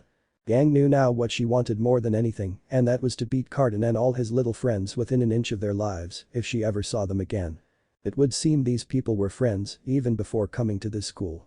Great, Naruto was dealing with a group of bullies. The guys behind him were a green-haired guy with a mohawk, looking rather short and thin with a spiked shoulder plate and green vest. Most of his head was shaved besides his mohawk actually, and he was still looking amused at the situation. Remind me to kick their asses when we get back. Yang said as she glared at the screen. Yeah, well get in line. Blake said. I get first shot. Weiss said. No, I call dibs. Ruby said making her teammates look at her strangely. Since when did she get a psychotic feel? Next to him was a fancy-looking guy in a black suit with bronze armor over it and his eyes closed. His hair was sandy blonde and he seemed to be it was harder to tell his emotions, but he wasn't opposed to what was happening at the moment. He was still an active bully and he was enjoying seeing Naruto suffering from having his ear pulled. If he tried to pull it away from the teen, then it would only hurt him that much more. The final guy had slicked back long blue hair and he had a more dark gray armor on. Only the mohawk guy lacked knight armor. Everyone else wore pretty much the exact same thing, but in different colors. This guy was no different, he was wearing matching armor with only slight differences, all of them had bird somebody on them, showing they might actually be some kind of gang that enjoyed teaming up against Faunus after all. A Faunus all alone was an easy target for a group of people. Not anymore. Yang promised in her mind. Look at him, barely even fighting back. The front man said as he pushed Naruto against his own locker, letting go of his ear. Naruto didn't look at any of them, he only closed his locker and started to walk away. The blue-haired one stuck his leg out and tripped Naruto with a sweeping motion, with Naruto's forehead colliding harshly with the ground. He grunted in pain before they literally started to step over him with their feet stomping on his back as they went on their way, laughing at him. Yang wanted to grab Carden's head and shove it so far up his own ass that he would have to get surgery. And she was dead serious right now. Come on. Fight back. No one will care. Yang shouted in her mind. Lake had dug her fingers into the couch while biting her lip. Seeing Naruto in this story getting bullied but not raising his arms in defense was probably the saddest thing she had ever seen in her entire life. Wai simply shook her head and refused to look up. Ruby wasn't sure, but she felt some type of burning inside her head. It was anger. Naruto groaned in pain and held his head. He looked at his hand before he saw that he was bleeding. He had taken a few harsh head wounds. Naruto checked his ear and saw that other than the painful throbbing, there was no real damage to it. Naruto wiped the blood off his head before he took out his medical kit from his locker. He used some of his wound glue before he found the wound on his head and glued it shut. His bangs covered it up nicely, nobody would notice that he had taken a pretty bad cut on his head. Naruto dusted himself off before he closed his locker with his kit back inside. He's so resilient even when it comes to physical injuries, Y said. Her respect for the moon rabbit Naruto grew that day. She didn't know why, but maybe this Naruto wasn't so bad after all. Why did you put up with that? Weiss asked, having seen the entire thing, but it had been over before she could do anything about it. She had been the only person who actually saw it and cared. Well, she didn't know Naruto, so she didn't really care if he was alright or not, but she had never seen somebody actually take a beating when they didn't have to, and without getting visibly angry about it. Don't do anything stupid, Weiss, all my anger's at Carton now. Don't make me angry with you. Yang said to Weiss, who looked at her strangely. I'm not that Weiss. She pointed to herself. Naruto looked away from her for a moment, his body language told her that he was actually pretty shaken up by what just happened. Naruto looked at his feet and he walked away from her without saying anything, not even sure what he was supposed to say to her. He didn't know how he should talk to her, what he should say, and he was still shaken up. He didn't want to talk to anyone right now. He had just been bullied in a hallway with people and not a single person helped him. He didn't expect help, but still, it hurt on the inside that nobody even tried to offer him a hand to get up. Well, that's understandable. Weiss thought. If he had explained his reason, then maybe she would have left him alone. Is this what it's like? Yang muttered herself after seeing Naruto go through so much of you in such a short amount of time. It was terrifying to see what Frana went through in such crowded places. Weiss bristled when he ignored her, though he was just too shy to say anything at the moment, and moved towards him. Please don't follow me. Naruto thought as he moved faster, and she reached out and grabbed him by the arm. Naruto stopped and looked in her general direction, but he winced for a moment when he saw the anger in her eyes. She was pissed she had been flat out ignored. It had nothing to do with human or Franus, she just hated being ignored. I need to really vent out my anger, and Weiss is really starting to ask for it. Yang said to herself. Hey, what is wrong with you? Answer when somebody asks you something. Were you raised in a barn? Weiss asked, and though she did not mean for it to come out that way, her words sounded extremely racist to Naruto. The fact that she was a Shnee made her words have a bit more of an impact that she believed. She was talking to a Faunus and asked if he was raised in a barn, which while to a human might mean one thing, meant something completely different to a Faunus. You're racist. Blake commented dryly to Weiss without looking in her direction. How was I supposed to know I was being racist? It's not like there's a book about this. Weiss said, hoping to defend herself from her teammates if the violence spurred. And you say I stick my nose into other people's business? Ruby also said. Also, he did not like being touched by people. No, please let go. Naruto questioned lightly, she was starting to really make him lose his nerve. He had just been bullied, he did not need her being so pushy with him right now. Even Weiss was able to see how unsettled he was and let go of his arm with a forced sigh. She still wanted her answer, she wanted to know why Naruto hadn't attacked those people for hitting him, something she fully expected a Faunus to do with her limited knowledge of the race. She didn't have a good history with Faunus and was simply curious as to why Naruto didn't go feral on them. I shouldn't be too hard to people from now on, I can see that now. Weiss thought sadly at how the book betrayed her. It was spot on in her case because there have been incidents in the past where she was this abrasive to other people. She didn't know though. But once she was reading about herself, it showed her an all new light about it. Naruto turned around before he saw that Ruby and Yang were already there. Not this time. Not going to blush, not going to study, not going to act like some hormonal cheerleader, none of that. Yang said to herself in a determined tone that resonated through the room like an amplifier on full blast. Morning, Naruto. Ruby greeted with a wide smile on her face. Neither she nor Yang had actually seen the bullying take place. These are your friends? Weiss asked Naruto, and he looked away from everyone. Am I really that mean? Weiss asked herself when she noticed Naruto couldn't even give her eye contact. Yep, we are pals. I bet we can even finish each other's. Ruby started out with her cheery attitude, fully expecting Naruto to play along and say sentences to prove a point. Good morning, Ruby and Yang, I have to go now. Naruto said in a hurry as he moved past them. He really doesn't like to talk. Blake said as she watched Naruto try to retreat from the group of oncoming people. She also had to remember that Naruto had an open wound on the top of his head and was in pain at the very moment. Talking to everyone at that particular moment wasn't exactly the best decision. We'll help them, I know we will. Yang said to Blake. Naruto, my rival. What a fine morning it is. Iron shouted out, and a small smile came over Naruto's face as he walked over to his friend. You're no fun, you were supposed to say sentences. Ruby said as she walked over to them and stopped by her locker, getting out her weapon with a smile. She placed it on her back before she stretched her arms out a little. She could notice the fact that something was off about Naruto, but she had no idea what it was. Besides having his head slammed open and being bullied or not doing anything, nothing much. Ruby thought while feeling bad I'm not seeing it before. She could really be simple-minded when it came to situations like this. Okay Yang, this is your chance, your first and second impressions, not that great smile, and make sure you don't scare him off. Yang thought to herself as she attempted to not look like somebody was shoving a handful of thumbnails down her shorts. Her face was still red, after seeing Naruto it became that way, and she wanted to make sure she had a big smile on her face when she started a conversation with him. She just had to remember everything there was to know about talking to boys and teasing them. Yeah, if she could show off her fun side, she was sure that Naruto would think better of her. "Gonna puke," Ruby said.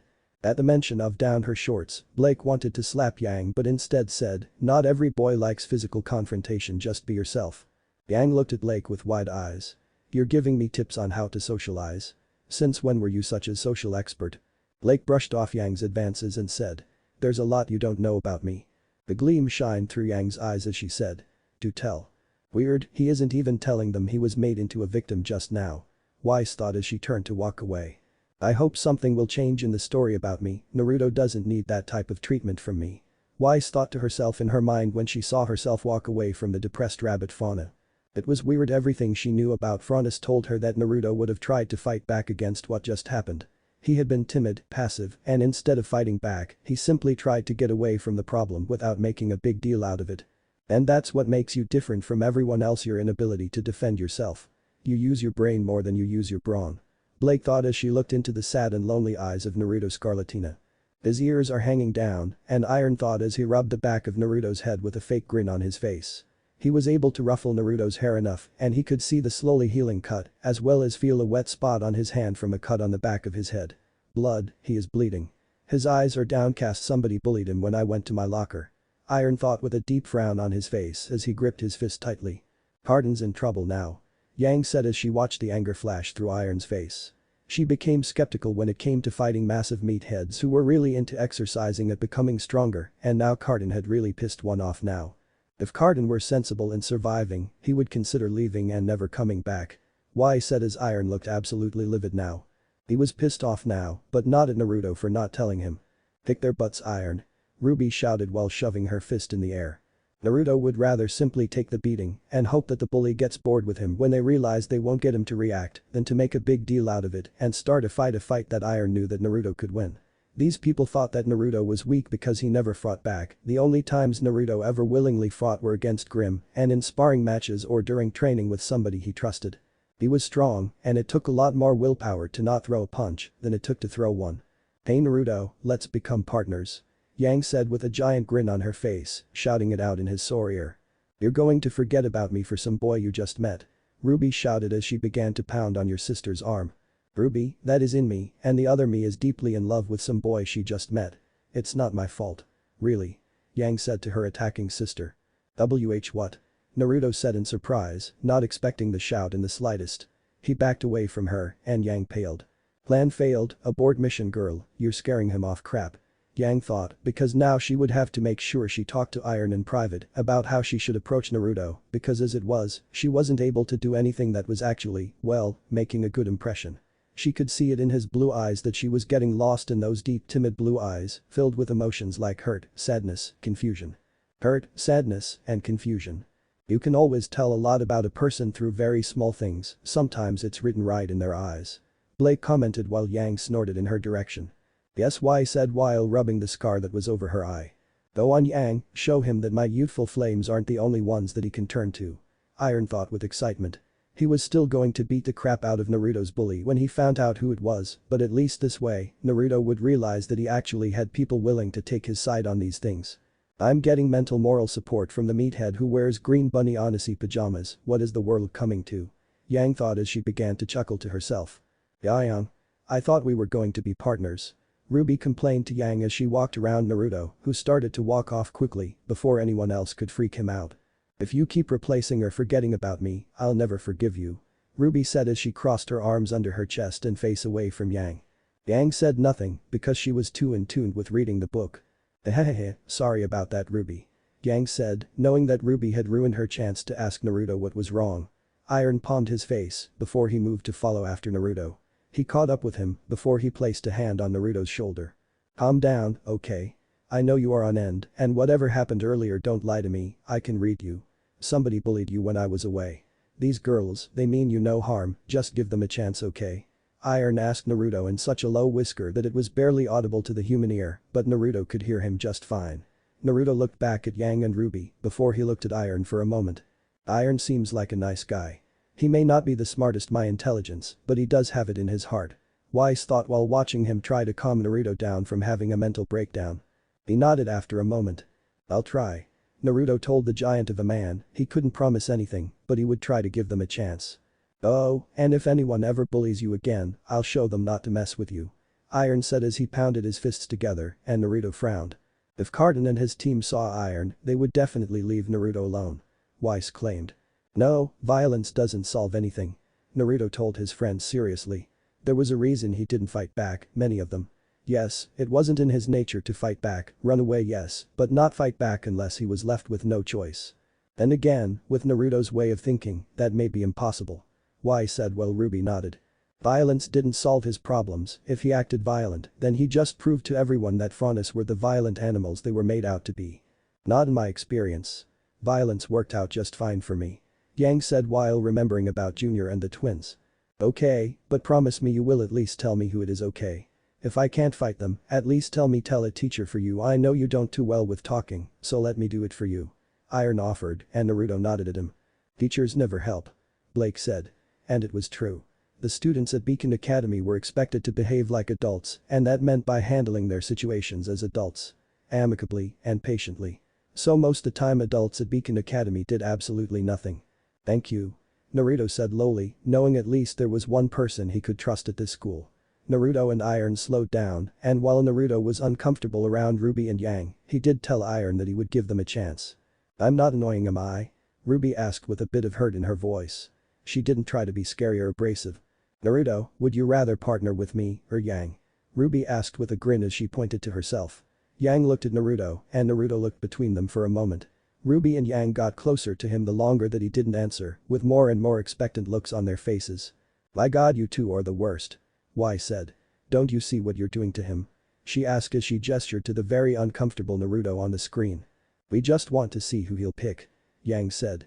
Remember that we don't decide our partners, right? Blake asked. I know. But I just want to see who he favors more. Yang answered. More than likely Iron. Weiss said. We don't decide our partners. Naruto told them after a moment, avoiding the question entirely. Ha! He didn't pick you. Ruby called out as she pointed at Yang, who crossed her arms under her bosom. He didn't pick you either. Yang reminded her younger sister, with Ruby pouting at her.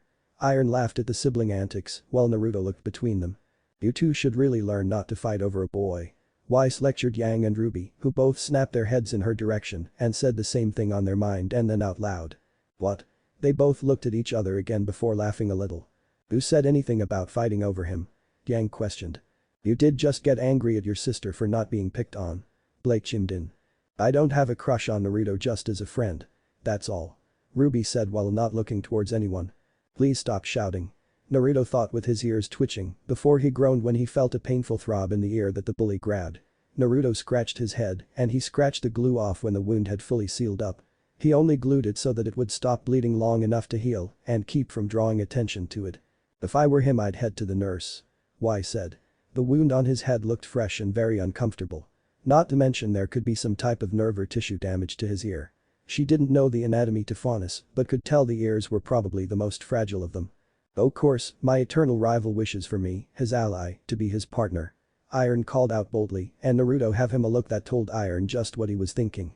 No wonder everyone thinks they're gay. Yang said dryly. Blake snorted under her breath. This is why people think we are gay. The stuff you shout.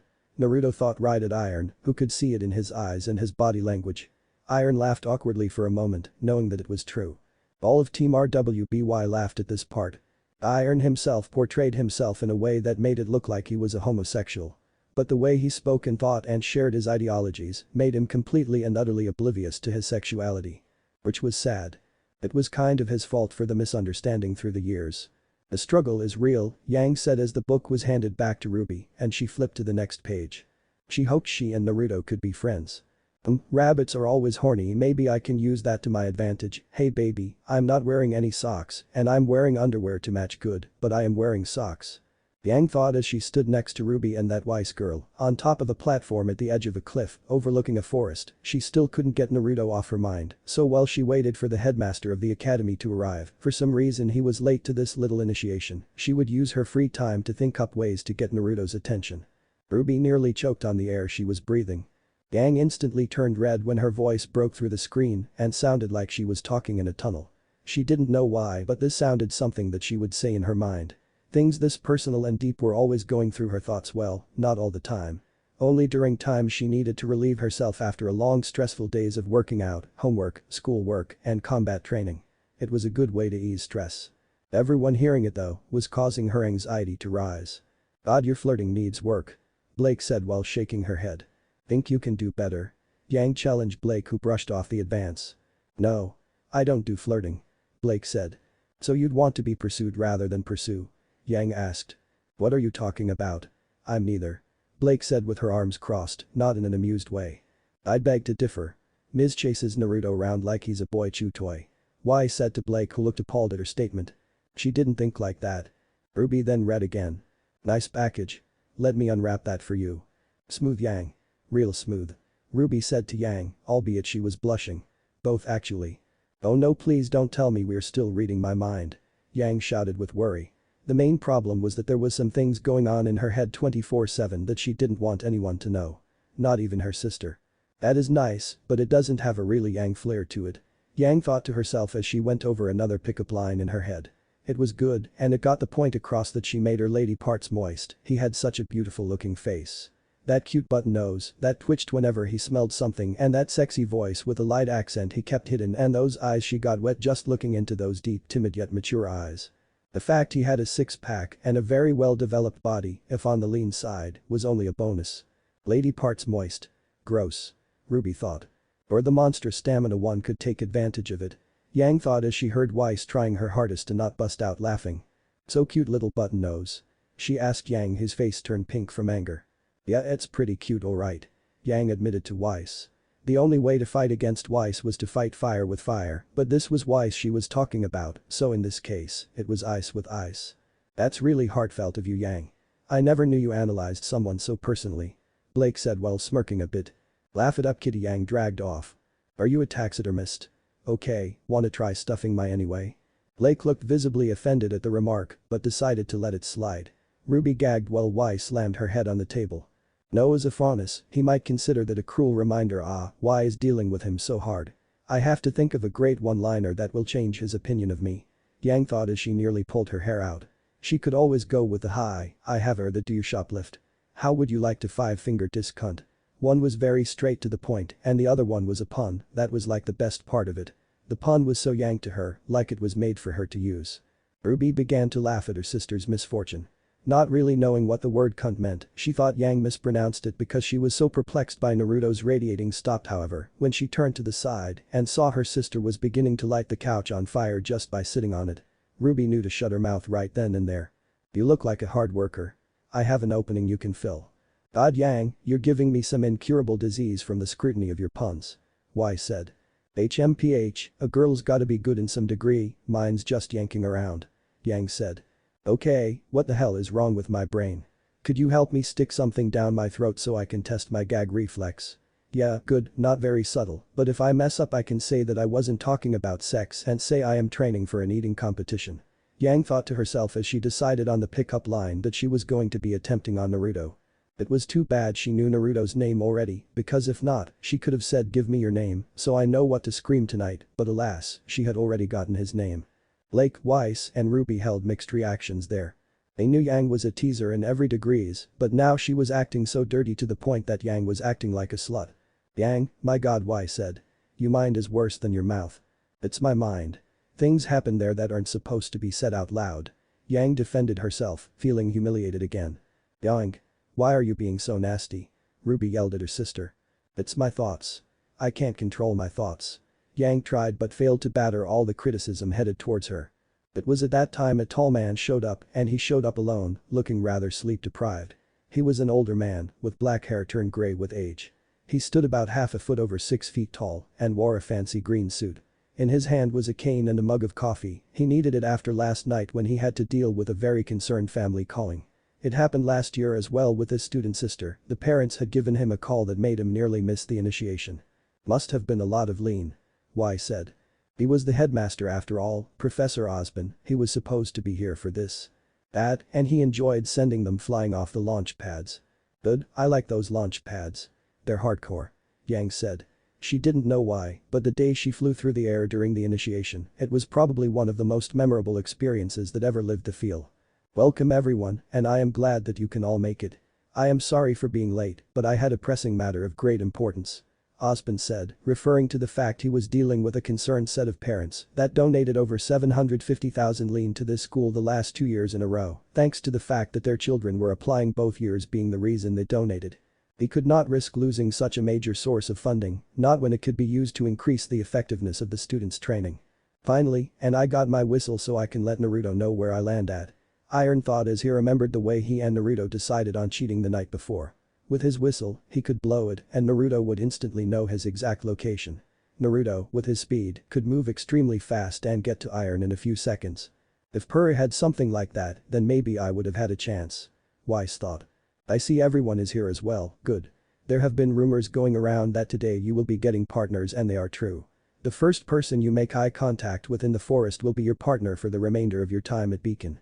Once you find your partner, find a relic from the ruins and bring them back here and your test will be over.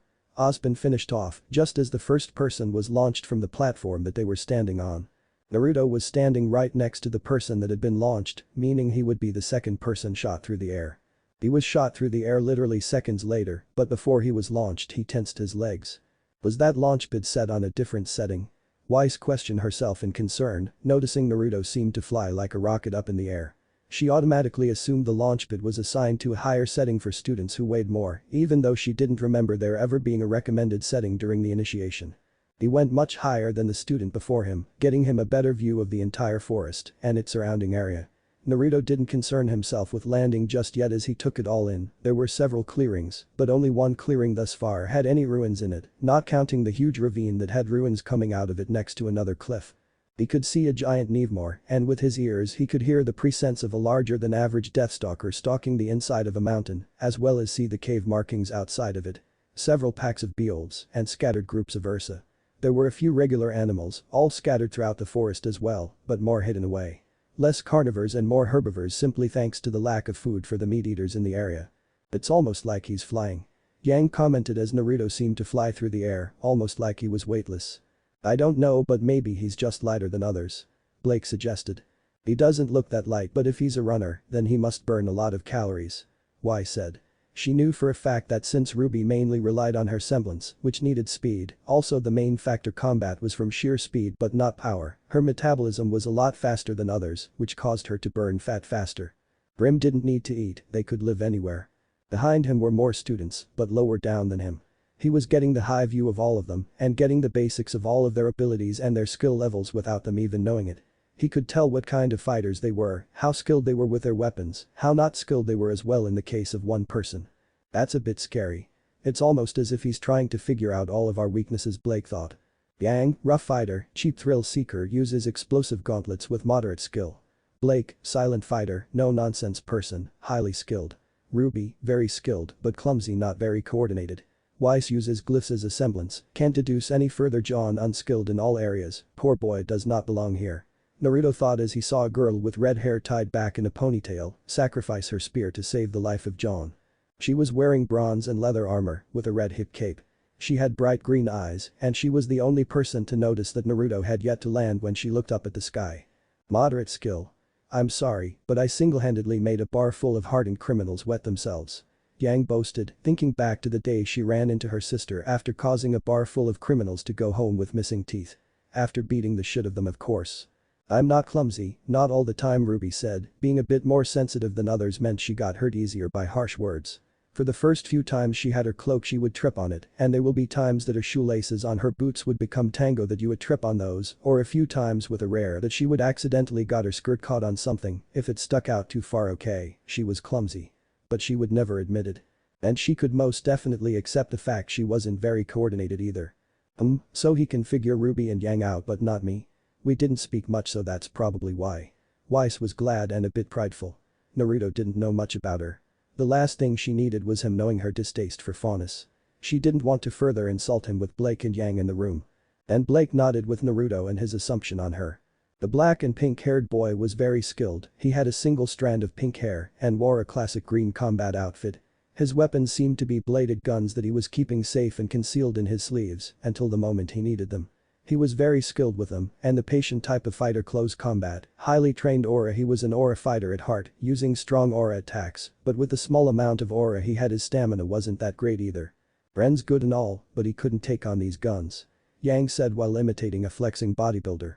Then there was those of the bullies averagely skilled, but nothing that impressive that really called out to him. You have no idea. Blake thought. While Team CRDL could take on any low-class criminal and weaker Grim, they were no match for the big leagues. Such as the larger Ursa they had encountered in the Emerald Forest weeks ago. Finally, he could see an orange-haired girl with enough skills to speak to him.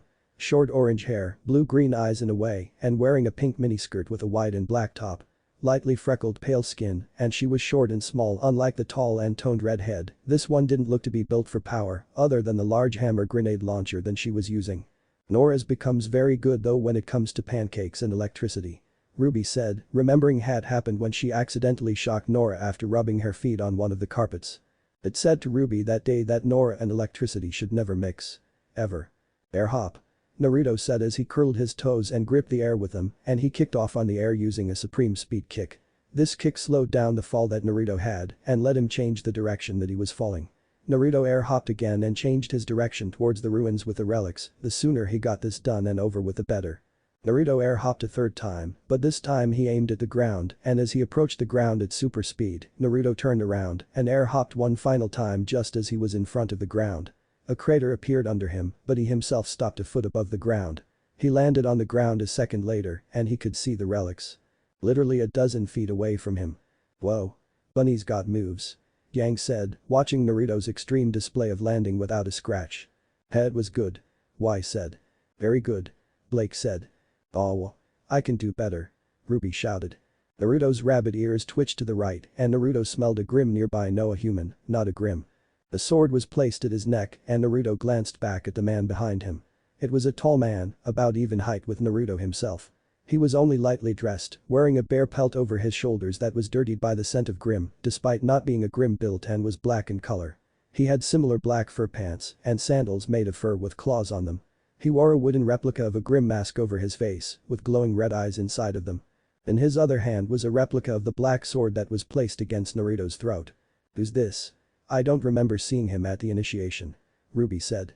What's he doing? Blake asked in worry as the sword inched closer to Naruto's throat. Transmigrant, for crimes against mortality, die by these aura-piercing blades. The man said as he swung his sword so that they would act like scissors and cut Naruto's head off. The man let out a chuckle when Naruto's head came right off with no resistance and no blood. He was kicked in the back a second later and sent flying through the body of Naruto just as it vanished into nothing, revealing Naruto right behind him, perfectly unharmed. He regained his footing after he rolled onto his feet and glared at Naruto. But why said in shock. The way he moved and so silently it was almost like he wasn't even there. Crimes against mortality. Transmigrant. Blake asked. What crime does that mean? Ruby asked. I don't have any idea, Yang said. Transmigrant, what are you even talking about? Naruto asked with a furrowed brow. The man growled at him before he burst into action. Naruto jumped back and kicked away a sword slash before he spun around and kicked away a second and third one that followed the first one. The man's eyes glowed brighter red and Naruto kicked off his next strike and jumped into the air. Who the hell is this guy? Yang asked in her mind. Whoever this person is, he's not human. Blake said automatically.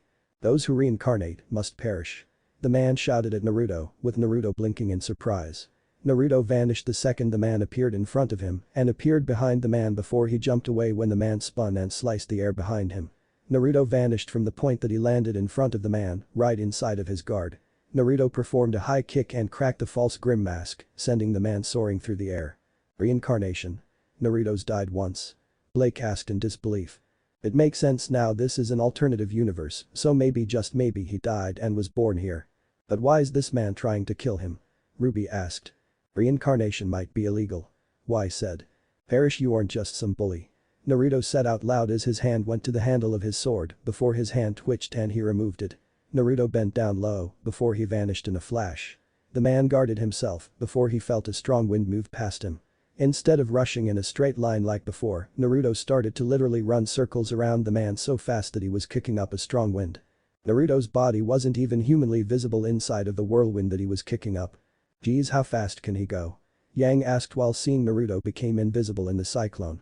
The man was sent flying by an invisible kick to the head before he was kicked again without even being able to see where Naruto was before he was kicked. He saw Naruto come out of the whirlwind and he surprised when his sword phased right through Naruto before another Naruto came out from behind him and his sword phased right through this Naruto as well. They were after images of when Naruto attacked him, he was only now seeing them. Ruby was jumping up and down on the couch, cheering him on. The ground on the inside of the whirlwind was nothing more than lava from the intense friction of the runner inside. The constant spinning, the constant high-intensity movement setting ablaze the grass and scorching it until the earth itself was burned. Naruto's sandals were orange for the reason they were infused with fire dust for the purpose of making them immune to heat. That way Naruto didn't have to hold back on his movements and so that he could handle running circles around people. This is madness. Weiss shouted at seeing the lava. She had seen many things in her life and heard fables that sounded too good to be true, but this was mind-blowing. The man had his mask shattered with the next invisible kick and he was sent flying in the air. The whirlwind stopped and Naruto appeared curled into a ball above the man's head. Naruto stuck his leg out before he smashed his foot into the man's shoulder and broke it. The man was forced to copy Naruto's spinning movements from the kick while Naruto's spin was broken. Naruto kicked the man in the face during his next rotation and he crashed into the ground. Naruto landed on the ground seconds later and prepared himself in case the person was ready to fight some more. Man, those were some wicked kicks. Yang said with a smile. His moves are almost legendary. Blake said. Even her former master Adam would have a hard time trying to keep up. He didn't like fighting and he didn't like hurting people, but even he could see this person was out to claim his very life. True to his word, he has a pure heart. Weiss thought sadly. The only thing happy about her life right now was being away from her father. The man was spitting out blood and teeth onto the ground as he tried to recover from the fierce speed blitz that he just faced off against. Did someone call the Tooth Fairy? Yang asked. Strangely though, Ruby, Weiss and Blake chucked at her joke. Damn, the transmigrants are something else, you freaks really did inherit skill from your ancestors. I should have gone after the lower level transmigrant first. The man whispered to himself, not knowing that Naruto could hear him. Naruto furrowed his brow when he realized that the man wasn't making any sound when he moved. That was how he snuck up on Naruto and he smelled like Grim, most likely because he either killed a lot of them or he tracked them a lot. Transmigrant, why does he keep calling me that? Naruto thought with a frown for a moment before the man turned to him with a glare. Is it because no? That's not it. Blake said in her mind. Curse you, you freaks need to die and give us real mortals a chance to thrive. You're lucky I'm only a grunt, otherwise you would be dead. The man said as he charged after Naruto again. Naruto was surprised when the man threw his right-handed sword at Naruto. He ducked under it and the man moved in front of him and started to swing his left-handed one at him. Naruto reached up and grabbed the sword he had thrown before he blocked the strike and kicked the man. Better luck next time, dude. Yang said. This guy didn't seem to realize that he wasn't going to win. He went stumbling across the ground and Naruto looked concerned, not for his health, but the fact he said grunt meaning there were more people that sided with him. Wait, transmigrants, as in, more than one. If Naruto was a higher level transmigrant, that meant that there were more people these men were after. More? Weiss asked.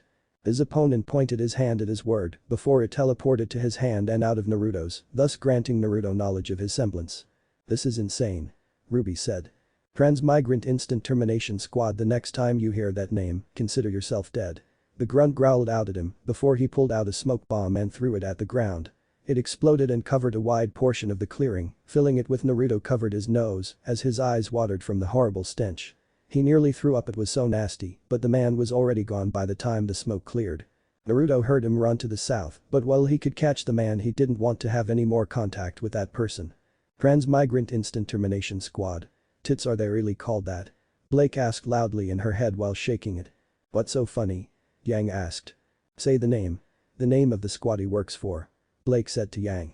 Transmigrant Instant Termination Squad. Yang thought for a moment longer before her eyes got big and a smile broke out on her face. Ha. They're called tits. Who came up with that name? A sicko probably. Weiss muttered under her breath. He didn't like him, he really didn't. Transmigrant Instant Termination Squad, they realized they are called tits, right? Naruto wondered after a moment as he lost his battle confidence and returned to his timid self. Naruto could always push away some of his timid nature when his life was on the line, but for the most part when his life wasn't in danger he stayed timid. What kind of moron named their organization Tits? That's what I said. Yang shouted while laughing hysterically at the name of the group. How was she supposed to take something seriously when they are named after one of her favorite body parts? Naruto heard a whistle in the distance, meaning that Iron had finally realized that he had landed on the ground.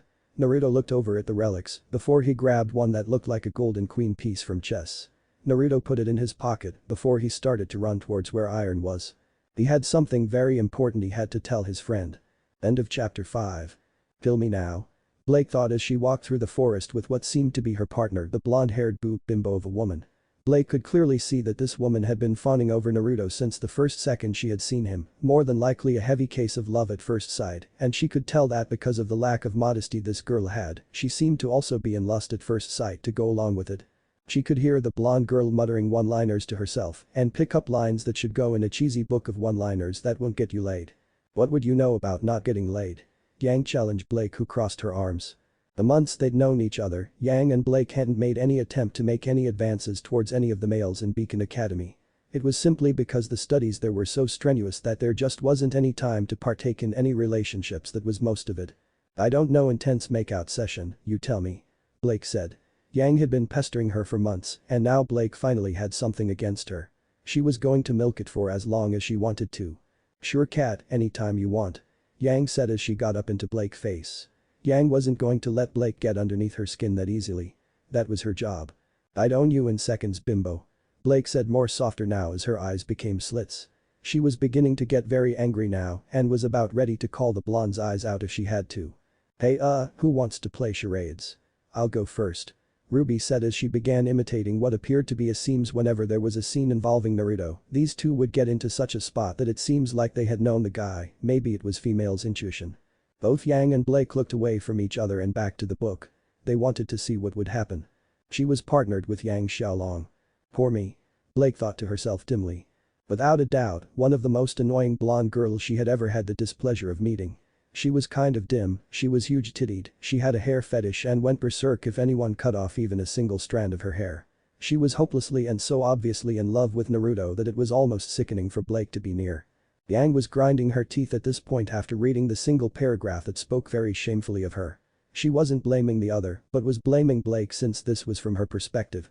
She didn't care if this was another Blake, since there was already one right next to her.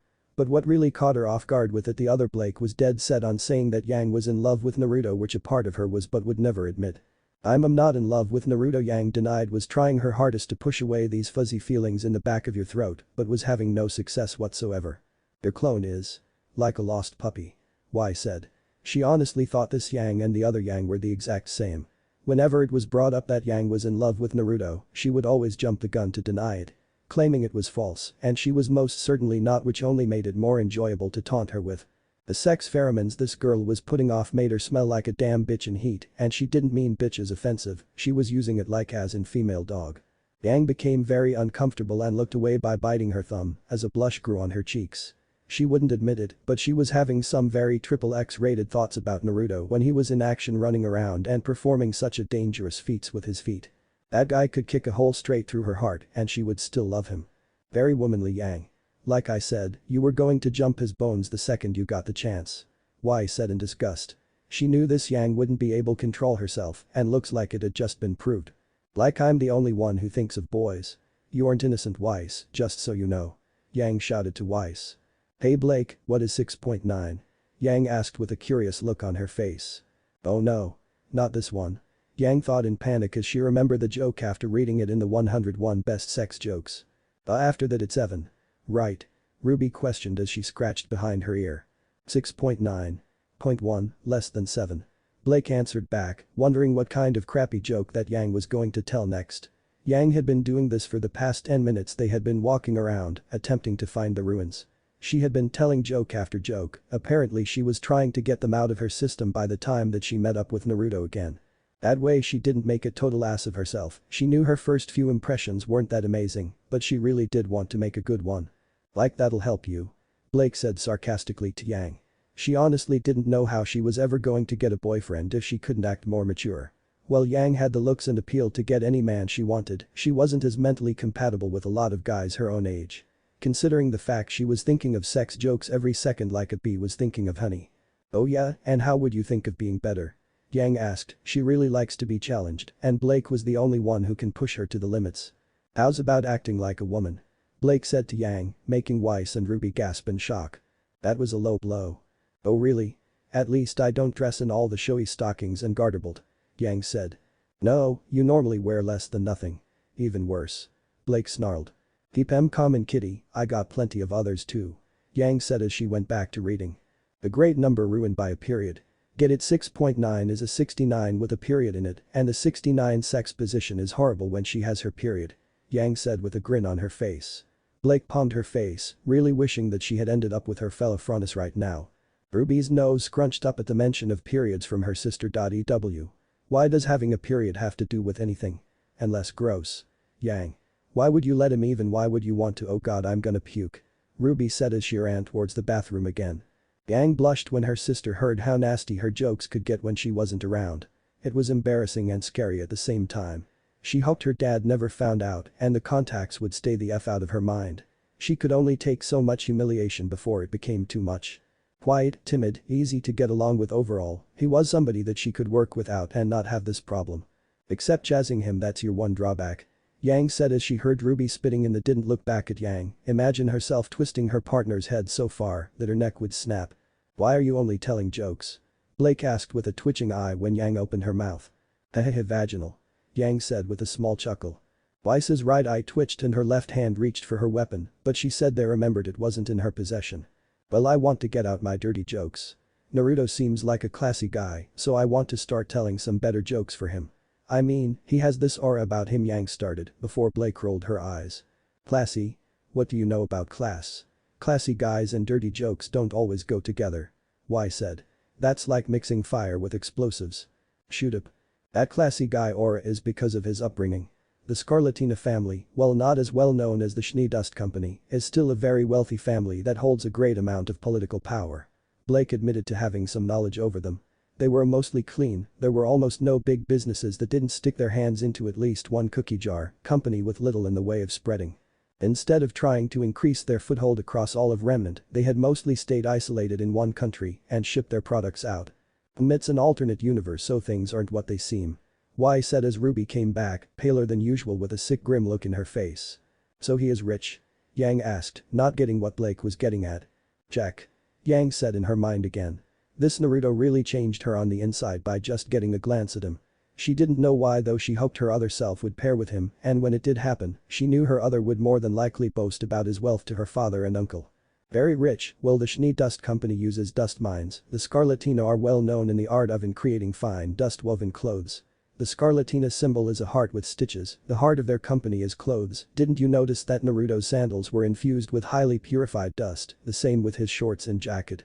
Blake wondered about if Yang had noticed those small details yet. Naruto's clothes, for the most part, were woven with dust inside of them. Dust-infused clothes? Weiss asked in disbelief.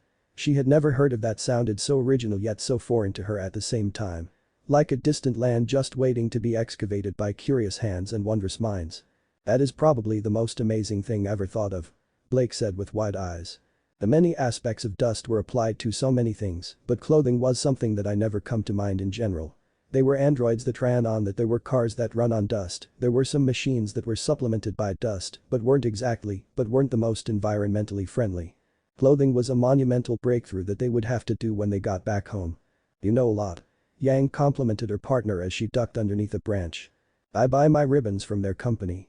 Blake said truthfully, being forced to converse with Yang was sort of annoying, but it wasn't the worst thing she had ever had to do while walking around nowhere. I buy all my ribbons from that thrift shop on the Lower East District in Vale, Blake said, but remembered this was an alternative universe, so many things could be different. Oh, so you aren't that antisocial, Yang claimed. Zip it. Blake seethed in anger. Her patience with the Yang was thinning. Just ribbons? Yang questioned, it seemed a waste to just buy ribbons from a family that made dust-infused clothing. I wonder if they have cloaks, Ruby said. Maybe battle skirts, Weiss said.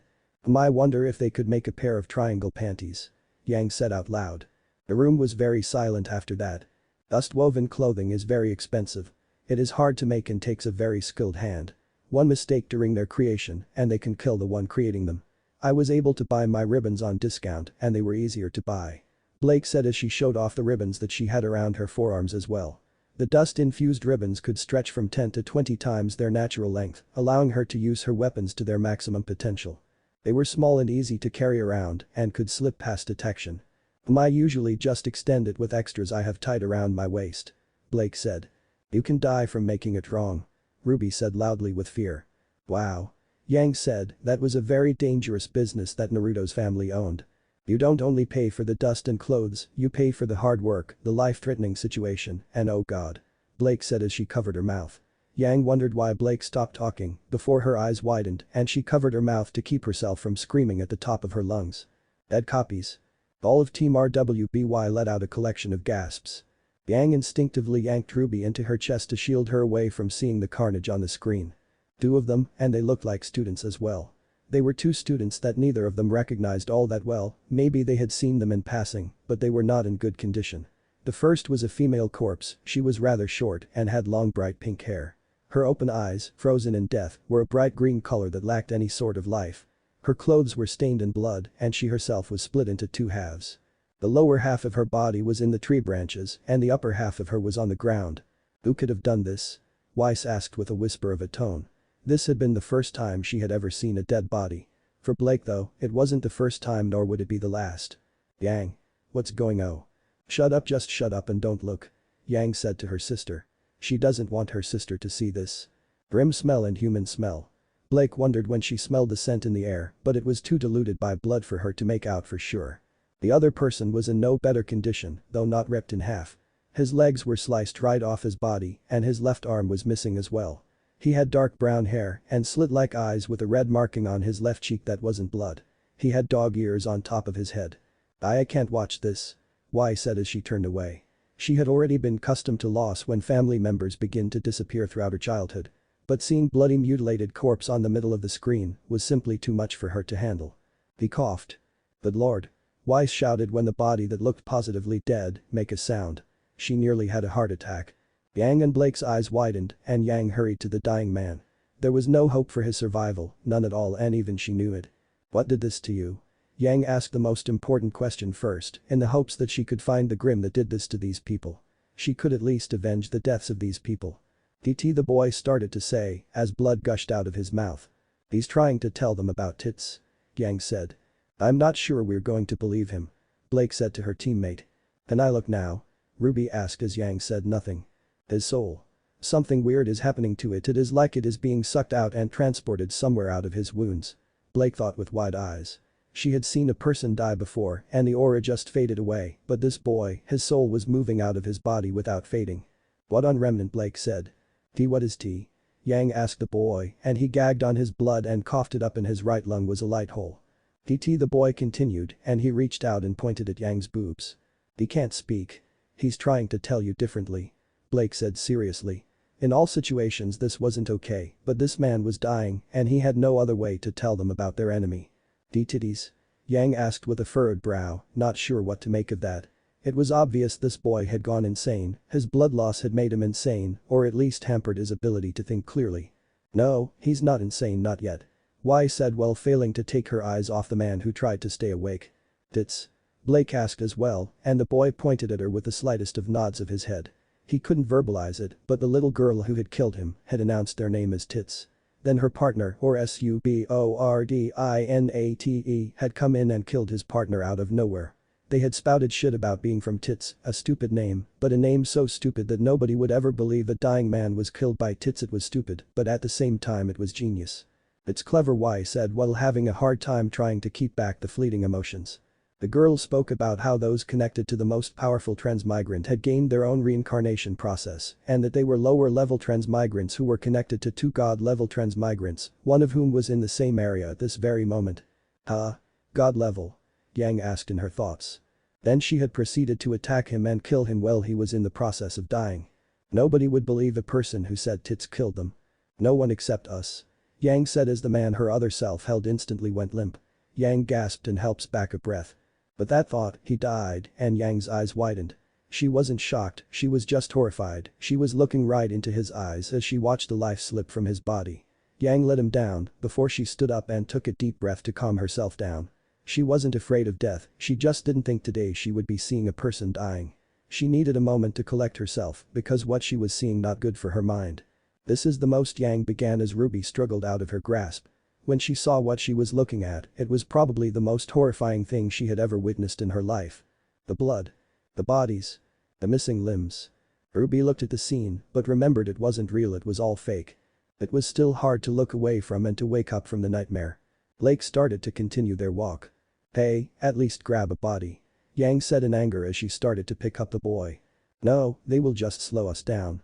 Their deaths will attract Grim, and the morbid feelings we have will only increase the longer we are around them. Their smell will attract wild animals, and Grim both we can't afford to bring them. If we do, we risk our lives," Blake told her, using practical knowledge guiding the way for her. Yang frowned at her before she looked at the bodies. "She is right in a way," Y said while her tone was anything but pleasant. "But leaving them for the Grim to eat. Have you lost your mind, Weiss?" Yang said more loudly. "There's no saving them now," Y said more assertively to Yang, who began to shake. She couldn't just leave them here to be devoured by whatever comes along. Yang nodded very surely to herself. Being left to be eaten was probably her worst nightmare. "Then what do you expect we do?" Yang asked, not knowing that Blake had a few tears at the edges of her eyes at the thought of what she was about to suggest. She rubbed them away though and turned to look at her partner with cold eyes. "What am I thinking?" Blake asked when she saw herself begin to cry. "Leave them, taking them with us will only end with our deaths," Blake stated coldly, forcing herself to act this way.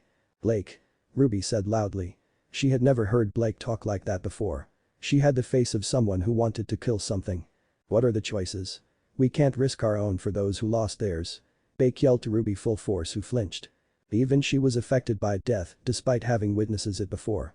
Ruby, Weiss and Yang said nothing to that, even though it left questions to swarm in their minds. "No, we need to do, I'm sorry," Yang whispered as she activated her semblance. She gave herself a nice elbow to the gut before she took that energy and used it to light her hand on fire. Blake looked at her with wide eyes as Yang lit the bodies on fire with her hands. Blake covered her nose, the scent of burning flesh and hair being too much for her. Yang's actions, while horrifying, would at least keep the bodies from becoming the meal of animals of Grim. "Yang, what?" Ruby said in a daze. She had just watched her sister light a pair of corpses on fire. She was officially horrified for life now at the thing she had just witnessed. "Ruby, I love you know that, right?" Yang asked her sister. "I love you too," Ruby said to Yang as she hugged her. This chapter was hard. It was a small mercy. It was anything but mercy. Y snapped out. Being torn apart was one thing, then set ablaze was another. What Yang did was her choice, Weiss respect that, Blake said as she looked off to the side. "You did a good thing, Yang," Blake told her partner when she saw that Yang looked like she was going to throw up. "Did I?" Yang asked herself. She had just watched herself commit something so atrocious that she didn't know whether to be afraid of herself or not. "When the test is over, we need to tell a teacher about this," Yang said as she covered her mouth. Even for her, this smell was way too much of an issue. She was going to leave out the thing about tits because she wanted this people to not be considered insane during their final moments. "Let's go," Blake told Yang, who nodded. She needed to get out of this area, now. End of chapter 6. The transmigrants' lives of low-level Sakura Haruno and Kiba Inuzuka have been killed and their souls have been captured. The same grunt who attacked Naruto stated as he approached the middle of a dark room. In his hands was a small orb and inside of it was a small spirit-like human-shaped being. It was the soul of the one who was killed by his blade and he set the orb on the ground. Each weapon was connected to an orb and each orb would steal the soul of the person killed by the blade. Each cut, each attack just brought the soul closer to being stolen away. Sakura and Kiba, were those the names of the corpses we found earlier? Blake thought with a sickening remembrance of the two mutilated bodies. She would not forgive nor would she forget who tits were. "Who are these guys and what are they after?" Weiss asked. She knew they're after something related to reincarnated people, but their exact motives were unknown as of now. I don't really know," Ruby said. She wanted to know as well and was beginning to get worried of Naruto. Then again, he was a bit hard to kill, let alone land a hit on. The person behind him, carrying the soul of Kiba Inuzuka, was a younger girl about 16 years old in age. She wore a black fur coat that was open at the front, revealing her flat chest and the bandages around them. She had the same grim-styled pants as her partner for this mission, and her hair was a bright blue color, with her eyes being a red color. Just like her partner and just like the every single person that was in the room. Many pairs of glowing red eyes were looking out at them. I'm sorry, but did he just say steal their souls? Y said out loud. Blake gasped when she remembered that her other self mentioned of Kiba's soul being taken away. Why are they all wearing grim masks? Blake asked since the White Fang took customary credit for wearing similar masks. They were nearby god-level Naruto Uzumaki and low-level Ino Yamanaka was nearby, but her location was too close to god-level Naruto Uzumaki for execution and capture. The younger girl said with a deep frown on her face. She bowed down before she placed the orb in her hands on the ground as well. She bowed and out of the shadows appeared a man and not just any man. Naruto Uzumaki he exists in this story. Yang questioned but then remembered he was reincarnated, which meant that Naruto Uzumaki did in fact exist in this story altogether. He does look the same, maybe he just has repressed memories of his past life. Blake deduced correctly as she began to rub her chin and think back to all the clues in the previous chapters. We'll all be fucked in the keyhole. Yang commented dryly making Ruby nearly do a spit take. Yang. What the hell's wrong with you? Ruby shouted before she gasped and clutched her mouth. She just cursed. Somewhere on Patch, a muscular blonde-haired man with lilac eyes clutched his chest in pain. He didn't know why but for some reason he felt something sickening take place. An elderly man. He looked to be over 100 years old, his body was frail and weak, his hair was long gone, and he had so many wrinkles and spots that it was impossible to tell if he could die at any moment. His eyes were glowing red. He needed a cane just to walk, and he wore the same grim-themed outfit as the rest of his group. He reached down and grabbed one of the orbs before he clicked his cane onto the floor. The ground started to light up brightly, revealing the dozen other people in the room, all wearing the same general style of clothing other than a single woman who was dressed very much differently than those around her. He doesn't seem dangerous, that's not good. Blake thought since life taught her that looks could be very deceiving. Behind the old man, a stone tablet with many holes in them started to open up. There were 20 round holes around the tablet, all forming a circle, and there were 9 holes inside of a ring that was on a smaller level. Each hole was decorated with a beast that had a different number of tails, with the hole being located inside of the mouth of the beast. In the next ring, there were 3 holes, and in the very middle of the tablet there were 2 holes. One hole was located in the chest of a man with 6 arms and 3 heads, while the other was one that was a man covered in lightning itself as clothing. What is that? Blake thought after seeing the mysterious object in the man's hand. What the hell? What is he? Y said in shock. Something evil, I don't think anyone's safe. Blake said. He's scary. Ruby said while taking mental notes of the man. He placed the Kiba orb inside of the outer ring of the tablet before he did the same with the Sakura orb. Sakura's a nice name. Ruby said, but at the same time being in shock these people were stealing souls. So if they're after Rabbit. Rabbit? Weiss questioned. Yeah, I was gonna start calling him Foxy Buood since he's a rabbit, I'm calling him that.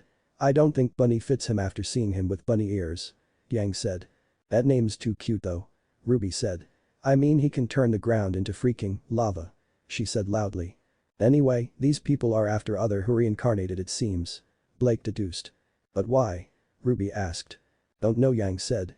The orbs glowed and the tablet seemed to get fresher. Some of the dirt and cracks started to repair itself. There were a few more spheres located inside of the outer ring and 2 spheres located inside of the Jinchuriki ring, with there being no orbs inside of either the final rings. Very well done, AA Cups Richard and Sapphire. The old man said, and as the orbs glowed his body itself seemed to get younger. He went from looking to be over 100 years to looking like he was in his 90s.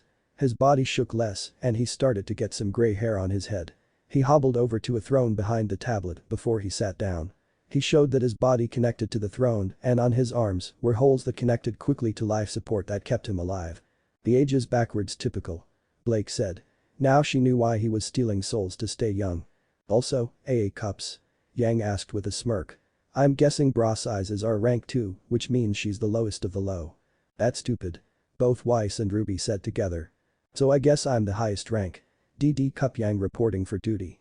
Yang said while saluting. Richard and Sapphire both bowed lower than before. It was my pleasure, Lord Sparrow. Richard said as he glanced up at the man. He bowed again lower than before, while Sapphire twitched and touched her chest at the mention of AA Cup. Lord Sparrow, Blake uttered under her breath. That name sounded important. She understood that Tits was their group's name and all, and it was made that way for the purpose of making tracking their movements that much harder, but did he really have to give people in each level ranks that were denoted by cup size? So the ranks really are cup sizes, what imbecile came up with this? Weiss shouted. Yeah. Ruby shouted along. I'm not complaining. Yang said. Of course you wouldn't. Weiss breathed out. For the men, this meant nothing but a rank, but this was very insulting for some of the women. You've got that right. Weiss said while Ruby nodded her head. Lord Sparrow, with these eyes of mine, I have located another transmigrant. Another woman said as she walked forward. She had the same glowing red eyes as everyone else. The eyes that were transplanted into all of them, the eyes that let them see into the very souls of others. Letting them pick apart those who were transmigrant and those who were not. Where do these guys come from? Yang muttered after seeing the eyes. The eyes of Grimm, taking from the Grimm while the beast still lived and transplanted into the heads mere seconds after they were extracted, preventing them from fading away. Son of a Yang began but stopped herself. Taking the eyes of Grimm was some serious bullshit in her book. In fact, how were they able to pull it off? Grimm's disintegrated into nothing after an hour. The woman who owned the eyes was a black-haired and pale-skinned woman who wore more scale-like Grimm clothing over her entire body. She had a snake tattooed around the edges of her right cheek, circling around her face before it seemed to make the image of biting her left eye. Yang narrowed her eyes at her, she didn't like the look of this one. Teacup Jill, speak. Sparrow spoke softly but looked serious all the same. Heh. Yang laughed a bit. She was still higher. I have located Jinchuriki Kashina Uzumaki in Atlas 3 days ago and with her was high-level Minato Namikaze. Both are currently located inside of Mistral Academy, 4th-year students. Permission to execute and capture. Jill spoke clearly and with venom in her voice. She, like all of her comrades, utterly hated those who ignored the rules of mortality and became part of an endless cycle of life. One that could only end when the souls were captured or when there was no life to reincarnate into. Kashina and Minato. Team rwby shouted together in shock. That was unexpected. They're here too. That's great. Ruby shouted with glee. Knowing Naruto's actual parents were there made the story sound a lot less dim. I don't understand though why these people want to do this, it isn't right. Weiss said, folding her arms. I hope they're okay and Naruto sees them. Blake said. They were being who mocked the mortal and spat in the face of death. Damn straight. Yang said. Naruto could do that in his sleep easily. Her master said so himself. No, not alone. Jinchuriki Kashina Uzumaki and high-level Minato Namikaze are not beings that can be handled by your rank alone. Take Teacup Jake with you and Teacup Hill. Sparrow spoke harshly, flat out telling her she was too weak to be a threat to those of the level that she had found. Jinchuriki? What's a Jinchuriki? Weiss asked. All of her teammates shrugged their shoulders. Weiss brushed off the name, not thinking it was important. Jake, a man who stood with equal height and weight when compared to a bear, stood up behind her and showed he wore a full false Ursa costume with the mask included. Behind him was Hill, a short barely 4 feet tall man who was hunched over. He was old, at least 60 years old, but he wasn't shaking. He had a strong look of hate in his eyes. By God, there's just never an end to them. Yang commented. Lord Sparrow, what should be done about low-level Hinata Uzumaki? She is about to enter Signal Academy. A younger woman said, she was the youngest person present, on her shoulders was a large black axe. Her weapon was larger than her body itself and double-ended. She had brown hair and bright red eyes, even brighter than those around her, showing that she was much fresher than they were. Hinata Uzumaki? Blake asked with bewilderment.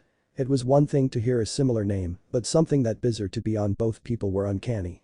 This Hinata must have been a sister or possibly an aunt. Think Naruto's related to her? Yang's voice broke out in confusion. I don't know, Captain Obvious, do you know anyone with Xiaolong but not related? Weiss questioned her bimbo if a teammate. Teacup Lucy, I thank you. It is because of you sabotaging beacon security that we managed to collect the sinful souls of Kiba Inuzuka and Sakura Haruno. Richard spoke roughly, but not without thanks. It was her natural abilities that allowed them to sneak in and complete their mission without being detected by security or by the teachers or headmaster. It was because of her hard work that they had been able to do anything at all. Her ability to distort signals gave them the chance to kill without being caught. Stuff it up your asshole, I was doing what was needed to kill those dirtbags. Lucy barked out with a snarl in her voice. F-Cup Raven, what say you on the matter of Hinata Uzumaki? Sparrow asked of the only woman not wearing a Grimm skin-styled disguise. She was wearing a Grimm-styled mask, with red eyes peeking out through the eye holes, and she had long black wavy hair behind her. She had a shallow black kimono with a red abito and red shoulders. She had black thigh-high boots with red splatter on them. She had a sword at her side, with many variable blades inside of the sheath. Her forearms and hands were covered in red armor, and around her pale-skinned neck were bead necklaces. Yang scrutinized the dark-haired female, noting she did indeed have larger breasts than her. When Raven turned her head, a glimpse of her face was revealed to Yang. Yang let out a gasp at the woman before her. The woman was something of her past that had remained a mystery until 2 years prior. Her mother. Her missing mother. Yang, are you alright? Blake asked in concern. It looked like Yang had seen a ghost. I'm fine. Yang stuttered at first. Unlike Beacon, Signal has Taeyang and Crow there keeping a watchful eye. We all know that either of those two could defeat up to a D-cup with only moderate trouble. With them there, Hinata Uzumaki is untouchable and thus must be postponed until she makes it to Beacon or is caught out of the reach of those two. Raven spoke seriously but without even an ounce of hate in her voice. Both Ruby and Yang became visibly worried. Whatever these people had in mind with their father and uncle was not going to be for the faint of heart. She was not a true member. This really dropped the ball for Ruby, Weiss, and Blake. So she's a spy. What's her name, Raven? Weiss asked. She seemed the most off of the group and had the largest pair of them. She did not hate those who reincarnated, instead, she was trying to limit the actions of those present to just reincarnated people. That was, until she could actually stop what was happening or learn the purpose of the tablet. She had been asked an important favor by Crow and it was only for that reason that she was doing this at all. She naturally had red eyes, so she was able to pass off her red eyes as grim so long as she kept her mask on at all times. Wait, how does she know Uncle Crow? Ruby asked. Because bear with me but I think she's my mother. Yang said making Blake nearly choke. Weiss stared at Yang with a hard-on stare. Ruby looked at her sister with the widest shocked expression on her face. What makes you think that? Ruby asked. I don't know but I can feel it in my bones. Yang said. Yes, I doubt C-Cup Lucy's static would work with those two present. That dusty crow always seems to know where trouble is and Taeyang if he gets in the way, kill him. My grandson has long since outlived his usefulness. Sparrow said with a scowl on his face for a moment before he returned it to a neutral one. What?